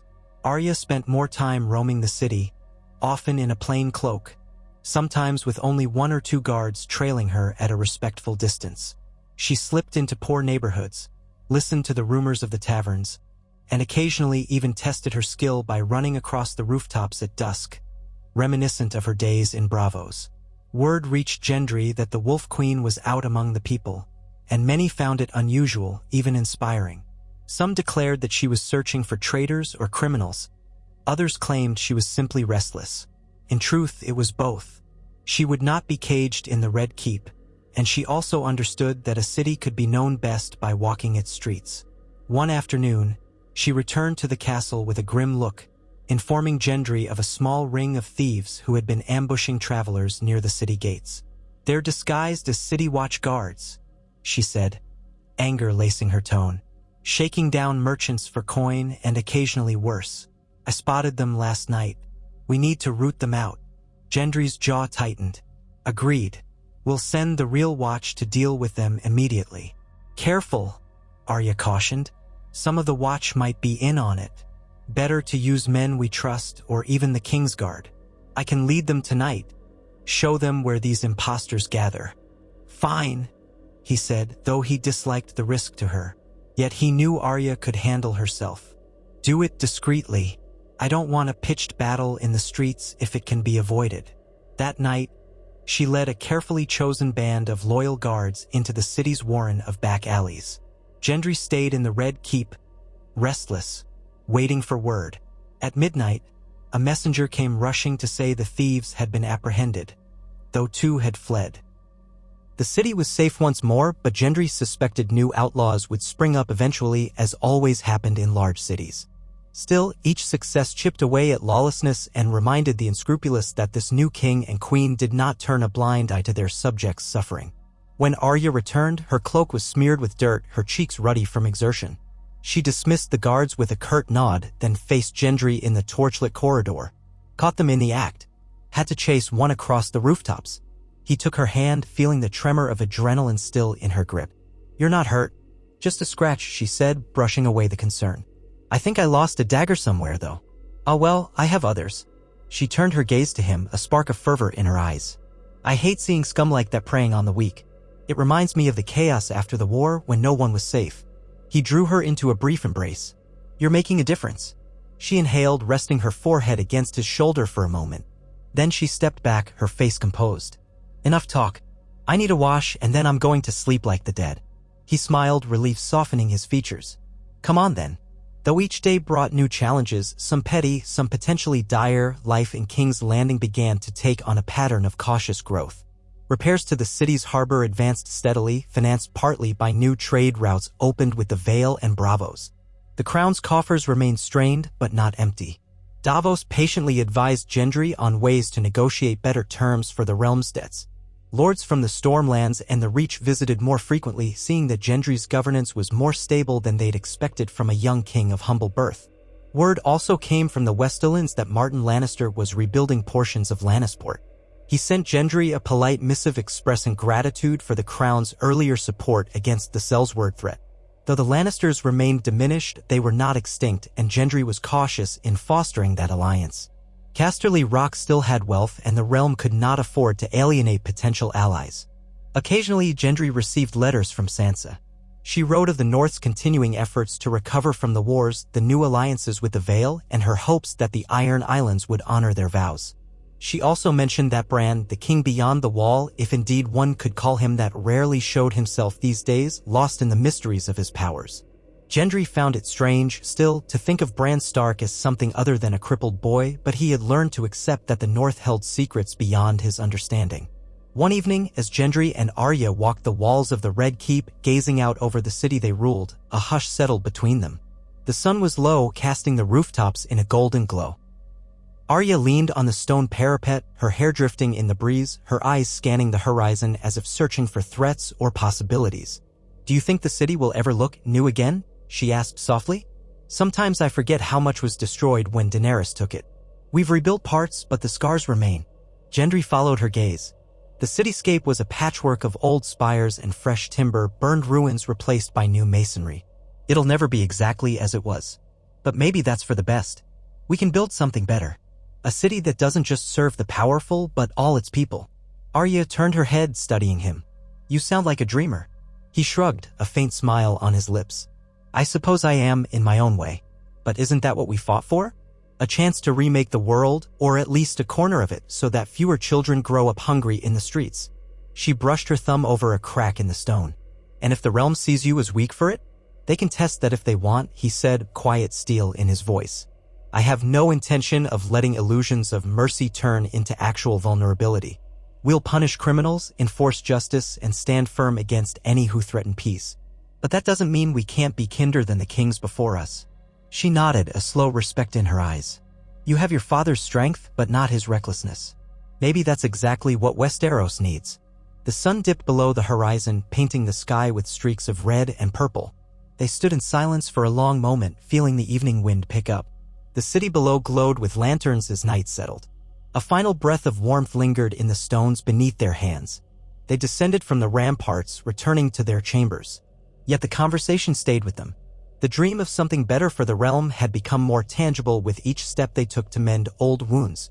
Neither believed that a few years of fair rule would erase centuries of conflict and suspicion, but it could be a start. If they could hold Westeros steady long enough for children to grow up without war, if lords could see that cooperation yielded more than endless feuds, then maybe the realm could know a peace that outlived them. In the weeks that followed, the shape of Gendry's reign became clearer. He passed ordinances aimed at easing burdens on the small folk, modest tax reforms to ensure that small farmers weren't crushed by levies. He funded new roads to link the Crownlands to the Stormlands and the Riverlands, encouraging trade and quicker communication. Arya devoted her energy to rooting out corruption in the City Watch, forging them into a more disciplined force. She also trained a handful of young guards personally, teaching them the value of nimble reflexes and cunning in place of brute force. At times, the lords grumbled. Some disliked the shifting power dynamics, especially in the Stormlands, where lesser knights began to gain more influence through crown favor. But Gendry met each complaint with measured responses, holding firm to the vision he and Arya shared. When necessary, he reminded them he was still a Baratheon by blood and they still owed him fealty for Storm's End. He had hammered out swords in his youth and would not be intimidated by the forging of new alliances now. Another winter crept closer, though the maesters predicted it would be mild compared to the long night. Supply ships arrived from the Vale, bringing grain and salted fish to store against the cold. The city's morale lifted somewhat as the harvests came in better than expected. One crisp evening, Davos approached Gendry and Arya in the palace courtyard, smiling in his gruff way. "I thought you might like to see this," he said, leading them out through a gate and around to a newly refurbished section of the walls. There, in a corner once blackened by dragon fire, stood a small but well-equipped blacksmith's forge. Workers were placing the final stone arch. The anvil gleamed in the torchlight, the tools neatly arranged on racks. Gendry paused, surprised. "What is this?" Davos cleared his throat. "The city's official news smithy, sponsored by the Crown. Thought it might help produce arms for the Watch, or just keep some of the city's best smiths working. I had them set aside a corner for you in case you ever want to, well, go back to your roots now and then." A slow grin spread across Gendry's face. The memory of forging steel flickered through his mind, the comforting ring of hammer on metal, the smell of hot iron. "I hardly have time these days," he admitted softly. "But I appreciate it." Arya ran a hand over the anvil. "Might do you good to pound some steel now and then. Helps clear the mind." Gendry looked to Davos, sincerity in his voice. "Thank you. I'll make sure this forge is used wisely." Davos nodded. Well, a good king never forgets where he came from." That night, when the city's noise quieted, Gendry slipped away to the new forge with Arya. The flicker of lanterns illuminated the equipment. He stripped off his surcoat and rolled up his sleeves. Arya watched in silence as he selected a rod of iron from the storage racks and placed it in the charcoal fire. Memories flooded him, the weight of a hammer, the sweat on his brow, the dance of metal turning red hot. When the iron was ready, he laid it on the anvil and began to hammer. Sparks flew, the noise echoing in the darkness. Arya leaned on a post, arms crossed, eyes reflecting the firelight. She said nothing, but Gendry felt her presence like a steadying hand. Each strike of the hammer reverberated through his arms, reminding him of who he was beneath the crown. He was not just Robert Baratheon's son, nor only the king of Westeros, he was a blacksmith by heart and skill. He shaped the metal carefully, giving it form. He wasn't even sure what he was making, perhaps the beginnings of a dagger or a short blade. It didn't matter. What mattered was the act of creation, the forging that mirrored the forging of his own reign, slow, steady, methodical. When he finally set the hammer down, sweat trickled along his temples and his arms trembled with exertion. Arya stepped closer, her voice hushed. "You looked content." He breathed out. "I was." He could hardly see her expression in the dim light, but he felt the warmth of her gaze. She touched the iron with a gloved hand, feeling the shape he'd begun. "We'll have to come back. Finish it together, maybe." Her eyes flicked up, a playful challenge in her tone. He let a wry smile curve his lips. "You'll probably do a better job than me." She snorted. "Doubtful. But I can learn."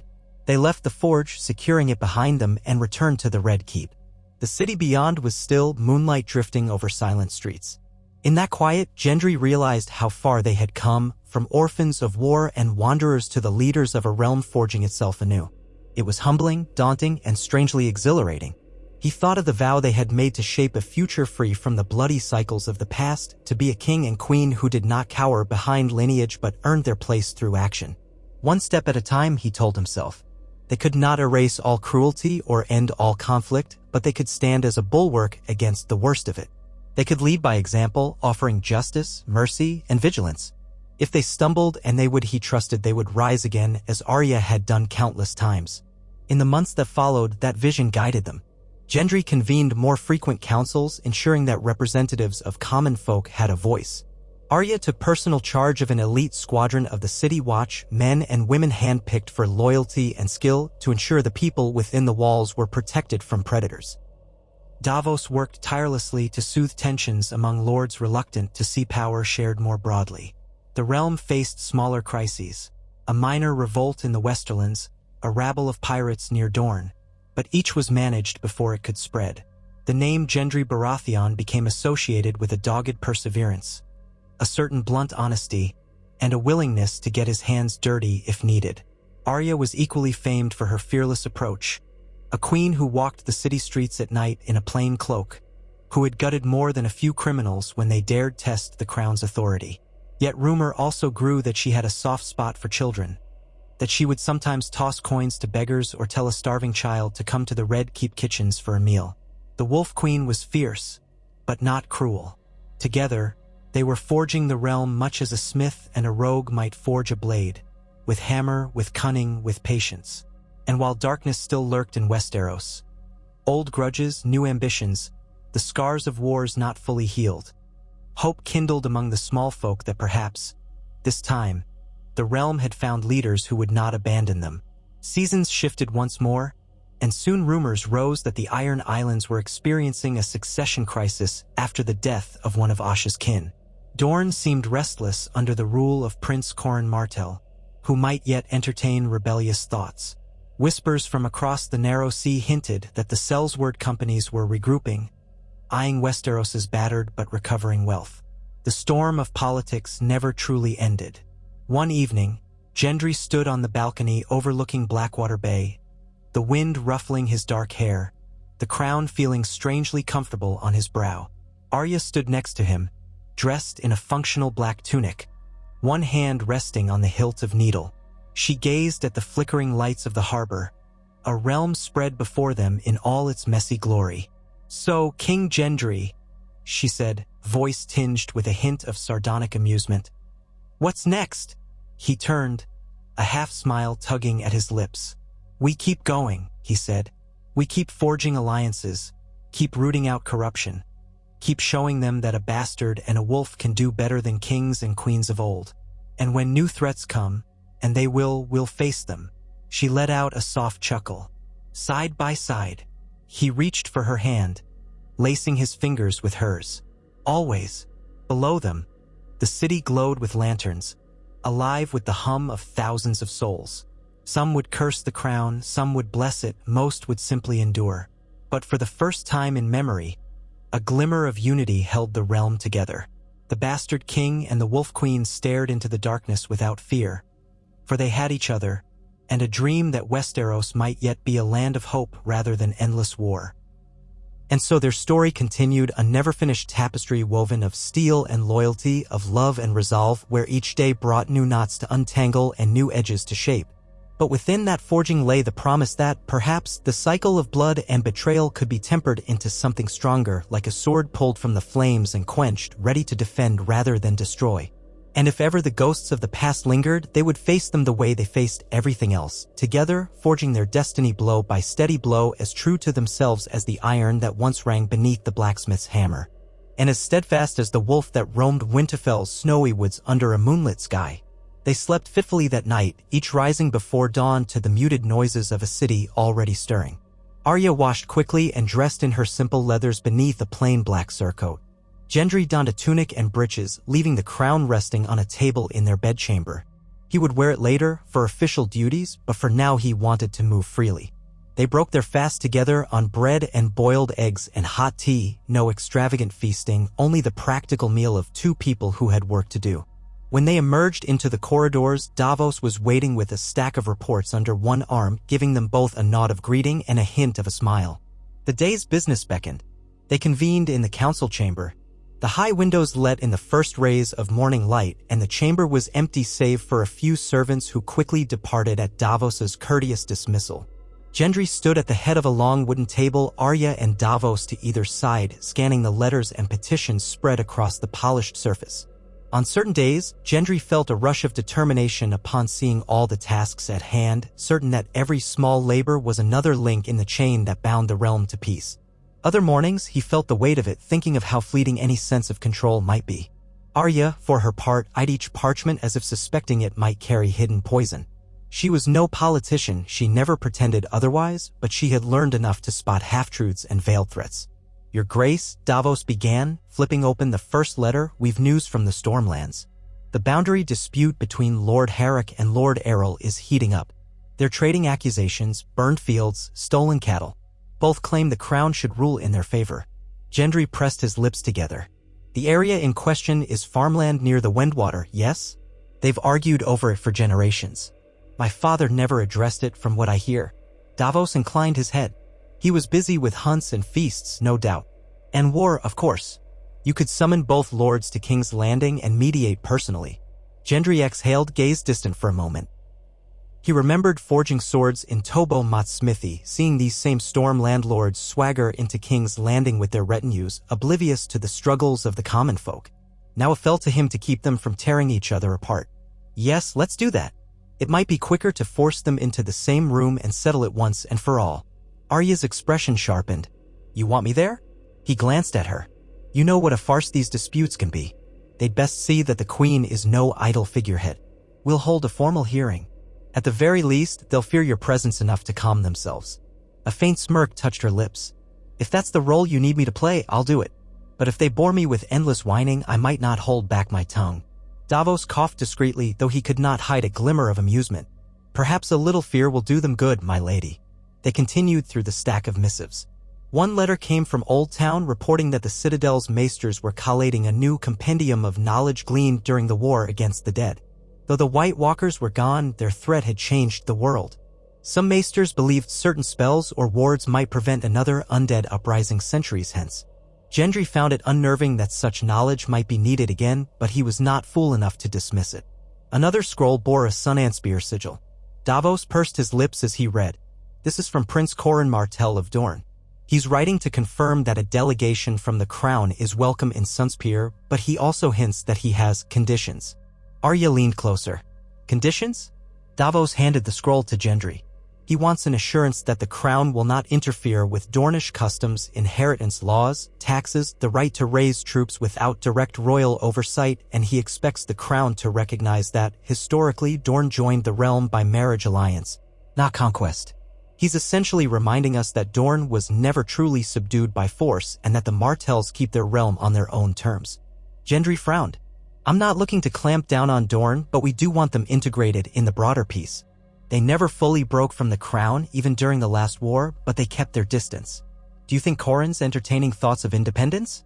Davos drummed his fingers on the table. "Hard to say. Dorne's always been proud of its separateness.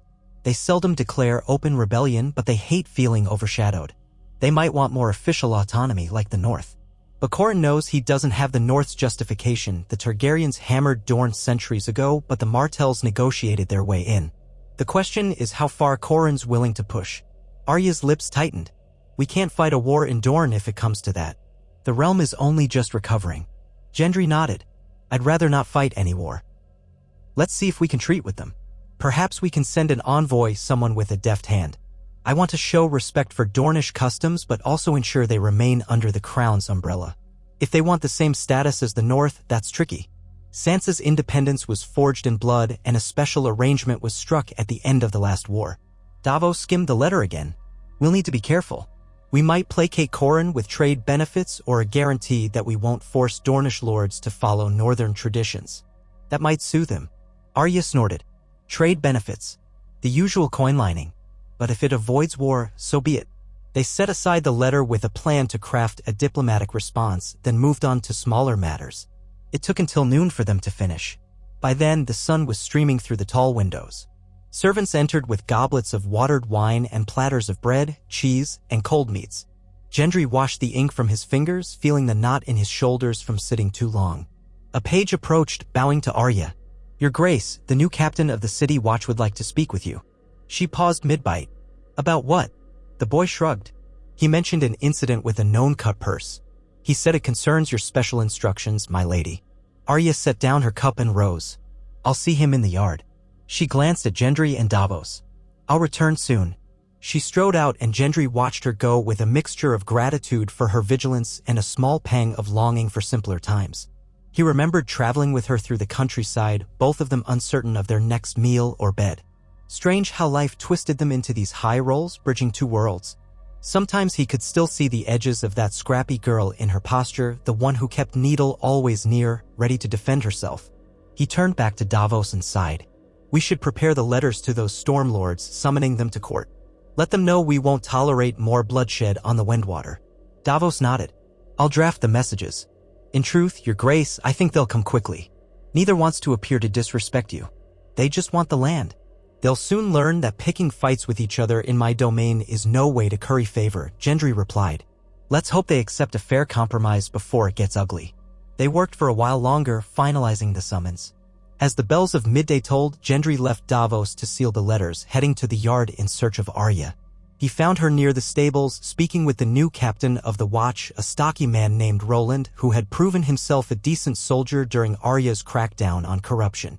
They stood in a patch of dusty sunlight that filtered through the high towers. Arya's expression was stern. "So the cut purse tried to bribe a few of your men to let him go?" Roland nodded. "Yes, my lady. But the men refused, as you'd expect. I have him locked in a cell. I only bring it to your attention because he claims to have information about a bigger network. Smuggled goods, something that might tie into these black market caravans we've heard whispers about. He's offering to talk if we spare him harsh punishment." Arya crossed her arms. "That's a matter for the Master of Laws or the King. You want me to vouch for him if he spills what he knows?" "That was his request. He specifically mentioned your name. Said you'd deal squarely. I figured you'd want to decide." Gendry approached, listening as Arya relayed the gist. "We can't promise him freedom just like that," she said, glancing at Gendry. "But if what he knows helps us disrupt something bigger, it might be worth hearing." Gendry nodded. "Let's question him. If he's lying, we'll punish him accordingly. If not, maybe we can strike a bargain, reduced sentence in return for solid information." Arya gave Roland a tight smile. "Bring him to a secure chamber tonight. I'll be there with a couple of trustworthy men. And keep it quiet." Roland bowed. "Yes, Your Grace." As the captain departed, Gendry turned to Arya. "We don't normally get involved in every petty crime. But if there's a smuggling network in the city, we need to root it out." She brushed back a stray strand of hair. "A few scraps of rumor claim there's a ring funneling contraband from Essos through King's Landing. If that's true, it's only a matter of time before dangerous stuff filters in, poisons, stolen relics, maybe more. You know how that can feed bigger treachery. It'll either finance would-be rebels or set up something even worse." He placed a hand on her arm, gentle. "Just be careful. Smugglers can be slippery. Let's not take them lightly." She smirked. "I remember the lessons well." They parted ways again, each tending to their responsibilities for the remainder of the afternoon.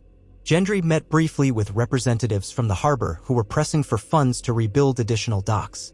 He promised to look into it, though the Crown's coffers were still under strain. Meanwhile, Arya visited the City Watch barracks, speaking to a handful of guards she trusted and examining their rosters to see if any new recruits might be moles. She had learned the hard way how easy it was for criminals to infiltrate official ranks. Night fell, bringing a hush to the Red Keep's corridors. At a discreet hour, Gendry and Arya made their way to a little-used chamber near the dungeons, flanked by two guards whom Arya had handpicked. There, Captain Roland awaited them with the prisoner, a wiry man in stained clothing, wrists shackled, eyes flicking nervously as Arya and Gendry entered. Roland dipped his head in deference to the king and queen, then stepped back, letting them take the lead. Arya studied the prisoner coldly. "So you're the one claiming to know secrets worth a pardon? Speak, or you can rot with the rats." The man's throat bobbed.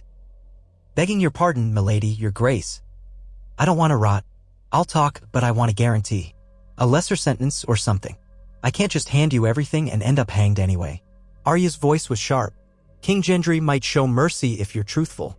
If you lie or hold back, do you know what becomes of liars in the Red Keep?" A hush fell. Gendry stepped forward. He didn't often play the role of intimidating king, but he knew how to handle men who thought them gullible. You have one chance. Make the most of it. The cuphearse licked his lips. All right. There's a group, see a ring, like your men said. We call 'em the Nightshades. Smugglers, sure, but they deal in other stuff too. Black market deals. They're shipping in certain exotic goods from Lys and Tyrosh. Some say poisons, others say stolen artifacts from old Valyria. I don't know the details, but I know they pay top coin for local enforcers to look the other way. Sells words sometimes. Maybe corrupt watchmen. They operate out of a warehouse near the Mudgate. Arya's stare was unblinking. Who leads them? The man shook his head. That I truly don't know. They call him the Moth, or at least that's what I hear. Never seen him. Folks say he's a foreigner or maybe a highborn in disguise. All I know is they meet at odd hours, unload crates, and bribe whomever's needed. Gendry exchanged a glance with Arya. When's their next shipment? Could be soon. The tide from Essos is favorable in about a fortnight. They like to come in under darkness. I was a runner for them once or twice, delivered messages. But that's all I can tell you, I swear on the Seven. Or the old gods, or whatever you like. Arya inclined her head. If we find out you've lied about any part of this, you'll regret it. For now, you'll stay locked up, but we may shorten your sentence if your information proves accurate. The man exhaled, relief flickering across his face. Yes, my lady. Thank you. Gendry turned to Captain Roland. Verify what he's told us. Keep him under guard. If it turns out he's leading us astray, you know what to do. Roland saluted and ushered the prisoner out. Alone once more, Arya's brow fur rode in thought. A smuggling ring bringing in poisons and artifacts from Essos. That can't be good. The realm's at peace, but there are plenty of would-be troublemakers who'd pay handsomely for such items. Assassins, rival lords, gods know who else. Gendry nodded. We should investigate quietly. If we storm the warehouse with 100 men, they'll slip away. Better to gather evidence than strike. Arya, I trust your instincts, but be cautious. The mention of a ringleader called the Moth. It sounds like a code name, possibly someone well-connected. They might have friends in high places. She folded her arms. Let them have friends. I have a sword. Yet her eyes held a glimmer of caution. She understood the difference between straightforward bandits and conspiracies that snaked through the city's elite. They agreed to keep the matter to themselves and a small circle of loyal watchers. After parting ways, Gendry found his steps leading him back to their bedchamber. The hour was late, and though he felt the day's fatigue, his mind buzzed with thoughts of how these black market intrigues could undermine everything he and Arya had worked for. In times of war, threats were often blatant, battles, armies on the horizon. In peacetime, threats lurked in backrooms and hidden dealings. He realized that forging a stable realm meant stamping out not just open rebellion but the cancer of corruption. Sleep came fitfully again, but at least Arya's presence beside him was an anchor. When dawn arrived, they awoke to another day of ruling. This time, Gendry had to wear the crown for a formal audience with a group of merchants from Pentos who sought trading rights. He seated himself on the Iron Throne, rebuilt into a simpler shape after the last war, though still imposing with black steel rising behind him, and listened to their proposals through an interpreter. Arya lingered to his right, quiet but watchful, while Davos stood to the left, occasionally leaning in to offer discreet counsel. Outside the throne room, a queue of petitioners stretched down the corridor. Most were common folk, a few lesser knights or landed gentry. They had disputes over livestock, requests for royal decrees, pleas for relief from taxes. Gendry did his best to handle each fairly, mindful that these small matters defined people's lives. He recalled what it was like to live in Flea Bottom, unseen by power except when it came time to collect coin. He didn't want to become that kind of king. By midday, they had barely made a dent. Arya excused herself, telling him she would organize the plan to observe the rumored warehouse. Gendry envied her slightly. He would rather be out acting than sitting in judgment. Still, it was his duty. He kept at it until late afternoon, when his stomach rumbled. Finally, Davos declared an end to the session, promising that more petitioners would be heard in 2 days' time. As Gendry rose, removing the crown with a subtle sigh of relief, Davos gave him a sympathetic look. "You're doing well, Your Grace. This is the reality of peace. Endless lines of supplicants, rather than banners marching to war. Gendry massaged his neck. At least no one is dying in a field somewhere. I'll take it over war. But I wish half of these issues could be settled by local lords without dragging me into it. They fear injustice from lesser lords, Davos said wryly. The realm's been so unstable that many trust only the crown. In time, if you keep forging a good reputation, local authorities might handle these disputes more fairly. Gendry nodded, though he wondered how many years or decades that might require. He handed the crown to a steward and headed to the Solar, where Arya had left a note. Come find me at sundown by the stables. He smiled faintly. She had a knack for short messages. Davos noticed and arched an eyebrow, but Gendry said nothing, only bidding him farewell until the evening. When the sun touched the rooftops, Gendry made his way to the stables. Arya was there, already saddling 2 horses. She wore her usual riding leathers, plus a slim dagger strapped to her thigh. We're going for a ride, she said in greeting, without preamble. He glanced around, seeing only a pair of guards who were busy readying another horse. Where to? She shrugged. South side of the city, near the mud gate. Thought we'd have a look around, inconspicuous-like. I don't plan to barge into the warehouse, but I want to see if there's any unusual activity at dusk. Gendry suppressed a grin. So we're going on a reconnaissance mission? Yes, Your Grace, she replied, a touch of playful mockery in her courtesy title. If you're not too tired from playing king all day. He mounted up, adjusting the stirrups. Lead on, Wolf Queen. They rode out of the Red Keep with only 3 guards. 2 wore plain cloaks over their armor, posing as ordinary travelers or minor men-at-arms. Arya and Gendry likewise avoided any blatant royal regalia. Although Gendry's broad shoulders and strong frame were recognizable to some, the city was large enough that a casual observer might mistake him for a knight. Arya looked every bit a Sellsword or scout, especially with needles strapped at her hip. They made their way through winding streets, passing shops and taverns. Evening crowds bustled about, finishing their business before nightfall. The smell of salt from the bay mixed with the odors of fish, sewage, and smoke. Gendry glanced around at the layers of new construction over old rubble. Some areas still bore blackened stone from dragon fire, though scaffoldings and fresh mortar showed where the city was healing. As they neared the mud gate, the foot traffic thinned. Here, larger warehouses rose on either side, used by merchants to store goods. Small jetties protruded from the riverside, where smaller boats could unload cargo. Arya pulled up near a corner, dismounting with quiet grace. Gendry and the guards followed suit. She nodded toward a squat, windowless structure with a low roof. That's the place the cutpurse described. A place with no sign above the door, rumored to open late at night. They led the horses to a stable behind a nearby inn. The stable boy was too distracted by counting coins to pay them much mind.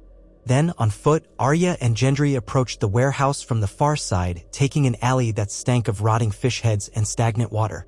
Gendry wrinkled his nose. We'll have to burn these clothes afterward. Arya smirked. Better this than being recognized.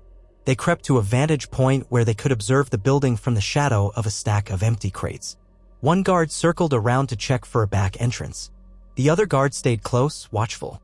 For a while, they saw nothing unusual, just a handful of workers carrying crates into a different warehouse across the lane, muttering about missing ledgers. But as the sky darkened and a few torches were lit outside, a small group arrived. They wore cloaks with hoods pulled low, moving quickly to the door of the suspected warehouse. After a brief knock, someone let them in. Arya's eyes narrowed. I count 4 or 5. Could be normal smugglers or something more. They looked like they didn't want to be seen. Gendry tensed, but he kept his voice low. We could rush them now. Arya shook her head. We don't know how many more are inside or if they have hidden passages. Better to learn more first. Let's see if we can follow one of them if they leave. They waited, the minutes stretching. Several times, Gendry caught himself shifting on his feet, eager to do something. Arya remained still as a cat, her breath even, her posture coiled. It reminded him of the time they had hidden from Lannister soldiers in the countryside. Her capacity for patience when the moment demanded it always amazed him. After what felt like an hour, the door opened again and 2 figures emerged. One was tall, the other shorter, but both wore the same style of drab cloak. They spoke in hushed tones, then parted ways, one heading deeper into the city, the other slinking along the riverside. Arya glanced at Gendry, silently indicating the taller figure, then pointed to the shorter one. With a nod, he understood they would split up. Arya would tail the tall man, Gendry the short one, each accompanied by one guard. Gendry's quarry slipped into the shadows near the water. Gendry beckoned the guard, a man named Kell, and hurried after the cloaked figure. The muddy bank made for treacherous footing, but Gendry managed to keep the figure in sight. The stench of brine and decaying fish nearly overwhelmed him. Ahead, the figure paused, glancing around as if wary. Gendry and Kell ducked behind a battered rowboat propped against a crumbling wall. The figure continued on, eventually stopping by a docked skiff. A few hushed words were exchanged with a boatman. Gendry strained to hear, but distance and the lapping water drowned out the conversation. Moments later, the cloaked individual climbed into the skiff. The boatman pushed off, guiding it away from the bank. Gendry cursed under his breath. There was no easy way to follow. He and Kell could only watch as the small boat drifted toward the gloom of the Blackwater River. It soon vanished among the silhouettes of other vessels. Kell sighed. "We lost him, Your Grace. Shall we get a boat of our own?" Gendry ground his teeth. "No, it's too late. We'd lose them in the dark. Let's get back and find Arya." They retraced their steps, ducking through side alleys. They returned to the vantage point only to find Arya and her guard missing. Anxiety knotted in Gendry's gut, though he reminded himself that Arya knew how to slip through a city. Then he spotted a flicker of movement down another alley. He signaled Kell to follow. They found Arya near a tavern's back entrance, panting slightly, her guard close by.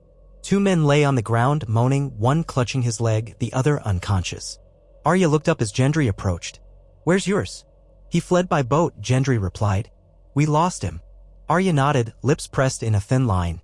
This one realized I was trailing him and tried to attack. The other jumped in. "We fought. I got some information, though." She nudged the conscious man with a boot. He squealed a bit when I threatened him with needle. "They're definitely part of the ring. They smuggle in a substance called black vine, some sort of potent stimulant or mild poison from Essos and possibly other contraband too. They're delivering it to, well, guess who? Some of our own city officials might be in on it." He didn't have names, only that bribes go out. He mentioned a meeting at the warehouse in a few nights with bigger players, presumably including the Moth. "That's when the next shipment arrives." Gendry let out a slow breath. "Then we have time to set a trap. We'll need enough men to block escape routes, but not so many that we tip them off." Arya nodded. "I'll coordinate with Captain Roland. We can hide men in the surrounding warehouses, wait until the exchange happens, then strike." Gendry eyed the men on the ground. "We'll take them in for questioning. We might learn more before the big night." "Good work, Arya." She gave him a wry smirk. "You too, though you lost your friend to the river." He snorted. "I'll do better next time." They dragged the men to a secure location, then made their way back to the Red Keep under cover of darkness. By the time they reached their chambers, hours had passed, and exhaustion tugged at Gendry's bones. Arya looked equally drained but alive with the grim satisfaction of having made progress against the smugglers. They shed their cloaks.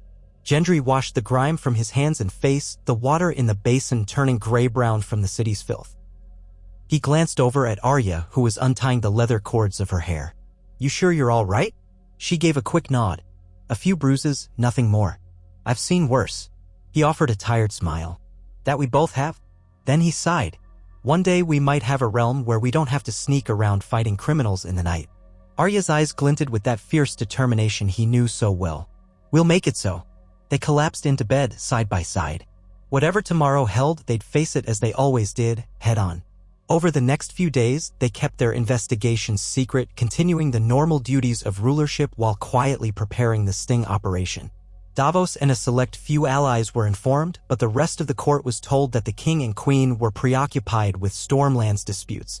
Gendry found it ironic that neither duty overshadowed the other. He was simultaneously dealing with squabbling lords over farmland and orchestrating a covert takedown of a criminal network in the city's underbelly.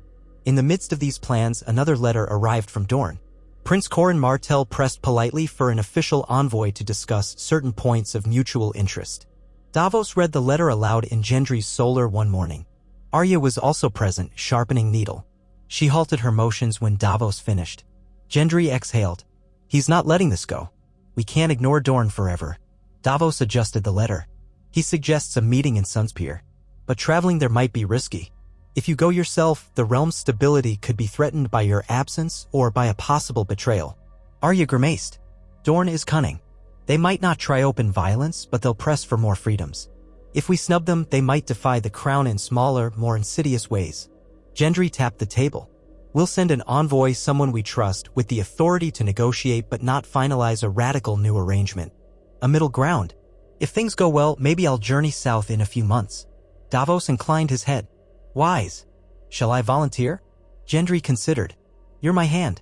If I send you, I lose you in the city when we're on the brink of dealing with these smugglers. Let's choose another. Perhaps Lord Tarly?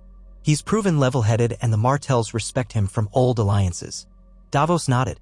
Samwell Tarly's father was the old Lord Tarly, but Sam himself took no interest in ruling. The seat eventually passed to a cousin, but the Tarly name still commands respect. Sending one of them could work. Or we might consider another well-regarded figure. The important thing is that they convey we do not intend to strangle Dornish independence, but we also won't cede everything. Arya returned to sharpening her blade, the rasp of stone on steel echoing. Be sure the envoy isn't easily bullied or bribed. Qhorin might try both. Gendry allowed a faint grin. We'll keep that in mind. They tabled the matter for the moment, returning their focus to the looming confrontation with the Nightshades. According to the interrogations of the captured men, the big meeting would take place in 3 nights when a ship from Lys was expected to arrive under cover of darkness. Arya and Captain Roland spent hours planning how to position men around the Mudgate. They scouted vantage points, looking for ways to seal off escape routes. Gendry, while more comfortable in direct action than espionage, deferred to Arya's skill at infiltration. She had the sharper instincts for city-based hunts. Finally, the appointed night arrived. A cold wind blew off Blackwater Bay, rustling the leftover autumn leaves in the narrow streets. Clouds obscured the moon, plunging most of the city into deeper shadow. Gendry and Arya, each wearing dark cloaks, led a hand-picked force of about 20 loyal guards, plus Captain Roland. They split into small groups, fanning out around the warehouse district near the Mudgate. The plan was simple: let the smugglers and their allies gather, wait until their contraband was clearly in evidence, then move in to arrest them. If the rumored ringleader, the Moth, appeared, capturing him would be a priority. Hidden in a cramped alley behind a stack of broken crates, Gendry peered at the target warehouse. Arya stood beside him, as silent as a wraith, her eyes scanning every silhouette. Roland and a pair of guards crouched behind them, weapons ready. The rest of the men were stationed around corners, at the nearest intersection, and on the rooftops, ensuring no easy escapes.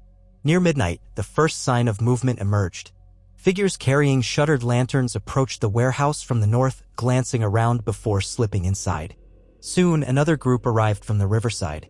Gendry counted at least a dozen men and women, but they might have more inside. He felt tension coil in his belly. He prayed none of their watchers would break cover too soon. After a tense wait, a final pair arrived, accompanied by 2 men with crossbows. Their posture and the way the others stepped aside suggested authority. Gendry exchanged a glance with Arya. This could be the Moth, or at least a higher-up. The group entered the warehouse, the heavy door shutting behind them. Wait a little longer, Arya whispered. We want them caught red-handed. They waited. Dim light glowed beneath the warehouse's cracks. The hush of the bay provided a low backdrop, broken only by an occasional distant gull. At last, from a vantage behind some old barrels, one of their watchers signaled, a quiet scraping of metal on wood. That was the sign that crates had been moved in, presumably containing contraband. Arya nodded to Gendry. He raised his hand. Their watchers converged.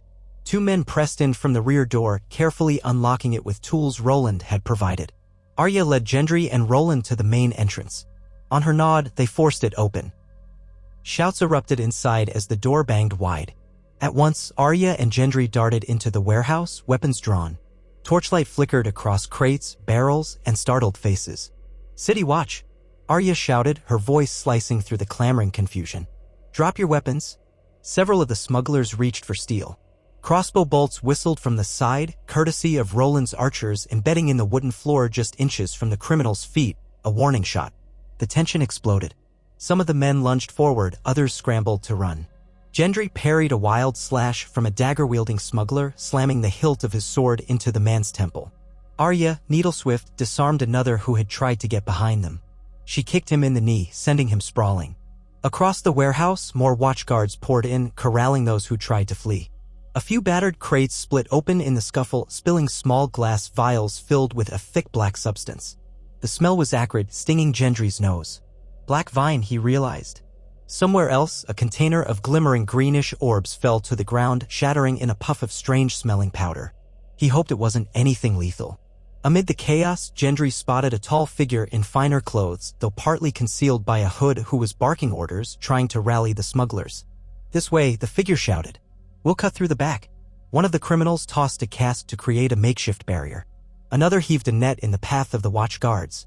The tall figure dashed toward the rear of the warehouse, likely heading for some hidden exit. "There!" Gendry shouted. Arya had already seen it. She sprang over the obstacle, agile as a cat, with Gendry at her heels. They pursued the hooded figure into a side passage where crates were stacked high, forming a narrow corridor. Light was scarce, but Gendry heard footsteps racing ahead. The figure turned suddenly, thrusting a long knife at Arya. She twisted aside, steel meeting steel with a flash of sparks. Gendry lunged in, but the figure spun away, cloak swirling, and flung something, a small pellet that burst into a cloud of choking dust. Gendry's eyes watered. He coughed, fumbling blindly. He felt Arya's hand grip his arm, yanking him back. By the time they stumbled clear of the dust, blinking tears from their eyes, the figure was at the far end of the passage, pushing open a hidden door in the wall. Arya cursed under her breath. "Stay or chase," she demanded. Gendry blinked again, forcing his vision to clear. "Chase," he rasped, ignoring the burning in his throat. They sprinted forward. The hidden door led to a narrow corridor behind the warehouse, no doubt an escape route. Outside, the night air felt blessedly clear, but the ground was slick with mud. The figure was already running, about 20 yards ahead, cloak flapping. Gendry and Arya pounded after them, hearts hammering. The corridor opened onto a deserted lane lit only by a single torch bracket. An old fence lined one side, beyond which the Blackwater River churned in the darkness. The figure vaulted over the fence with surprising agility, landing on a rickety walkway that extended out toward the water. Arya cursed again and followed, with Gendry right behind. The planks creaked ominously under their combined weight. Up ahead, the figure paused, as if cornered. There was nowhere left to run but into the water. The flickering torchlight from the lane barely reached this far, so Gendry could see only the outline of the hooded form. Arya advanced slowly, needle in hand. "Don't move or I'll gut you." A low laugh came from under the hood, a woman's laugh, husky and mocking. "Little wolfling, you think you have me cornered?" Arya's eyes narrowed. "Who are you?" "The Moth." A snort. "Moth?" A ridiculous codename. A story told to confuse you. "I do the real work. Now be a good queen and step aside unless you want to taste what I've brewed." She raised one hand, revealing a slender vial glinting in the dim light. Gendry stepped forward, sword at the ready. "We're not stepping aside. You're under arrest. One flick of that wrist and you'll be riddled with arrows from the men closing in behind us." The hooded woman gave a short bark of laughter. "Arrows? Then I'd best not linger." In a single fluid motion, she flung the vial at the walkway beneath their feet. It shattered and an acrid, acidic hiss erupted. The wooden planks began to smoke and crack. Gendry felt the walkway wobble precariously. "Back!" Arya shouted, but too late. The boards collapsed under them, splashing into the black water below. Gendry plunged into the icy river with a gasp, swallowing a mouthful of brackish water. The shock of cold stole his breath. He flailed, trying to surface. Dimly, he heard Arya cough and sputter nearby. Above them, the hooded woman was gone, presumably using some rope or ledge to swing away. Gendry managed to grab a chunk of drifting wood and push himself up. He felt something brush against his shoulder. Arya. She had steadied herself on another piece of debris. They coughed, spitting out river water. A voice called from the fence above, one of the guards, shining a lantern. "Your Grace? Are you all right?" Arya dragged herself to a section of half-collapsed walkway. "We're alive," she wheezed, "but the one in the cloak is gone." Gendry fought the chill creeping through his limbs. Damn, that acid, or whatever it was, ate right through the wood. He coughed again, clearing his throat. "Help us up." The guard lowered a rope, which Gendry and Arya used to climb out, dripping wet and shivering in the night air. Another pair of watchmen arrived, eyes wide at the sight of their soaking sovereigns.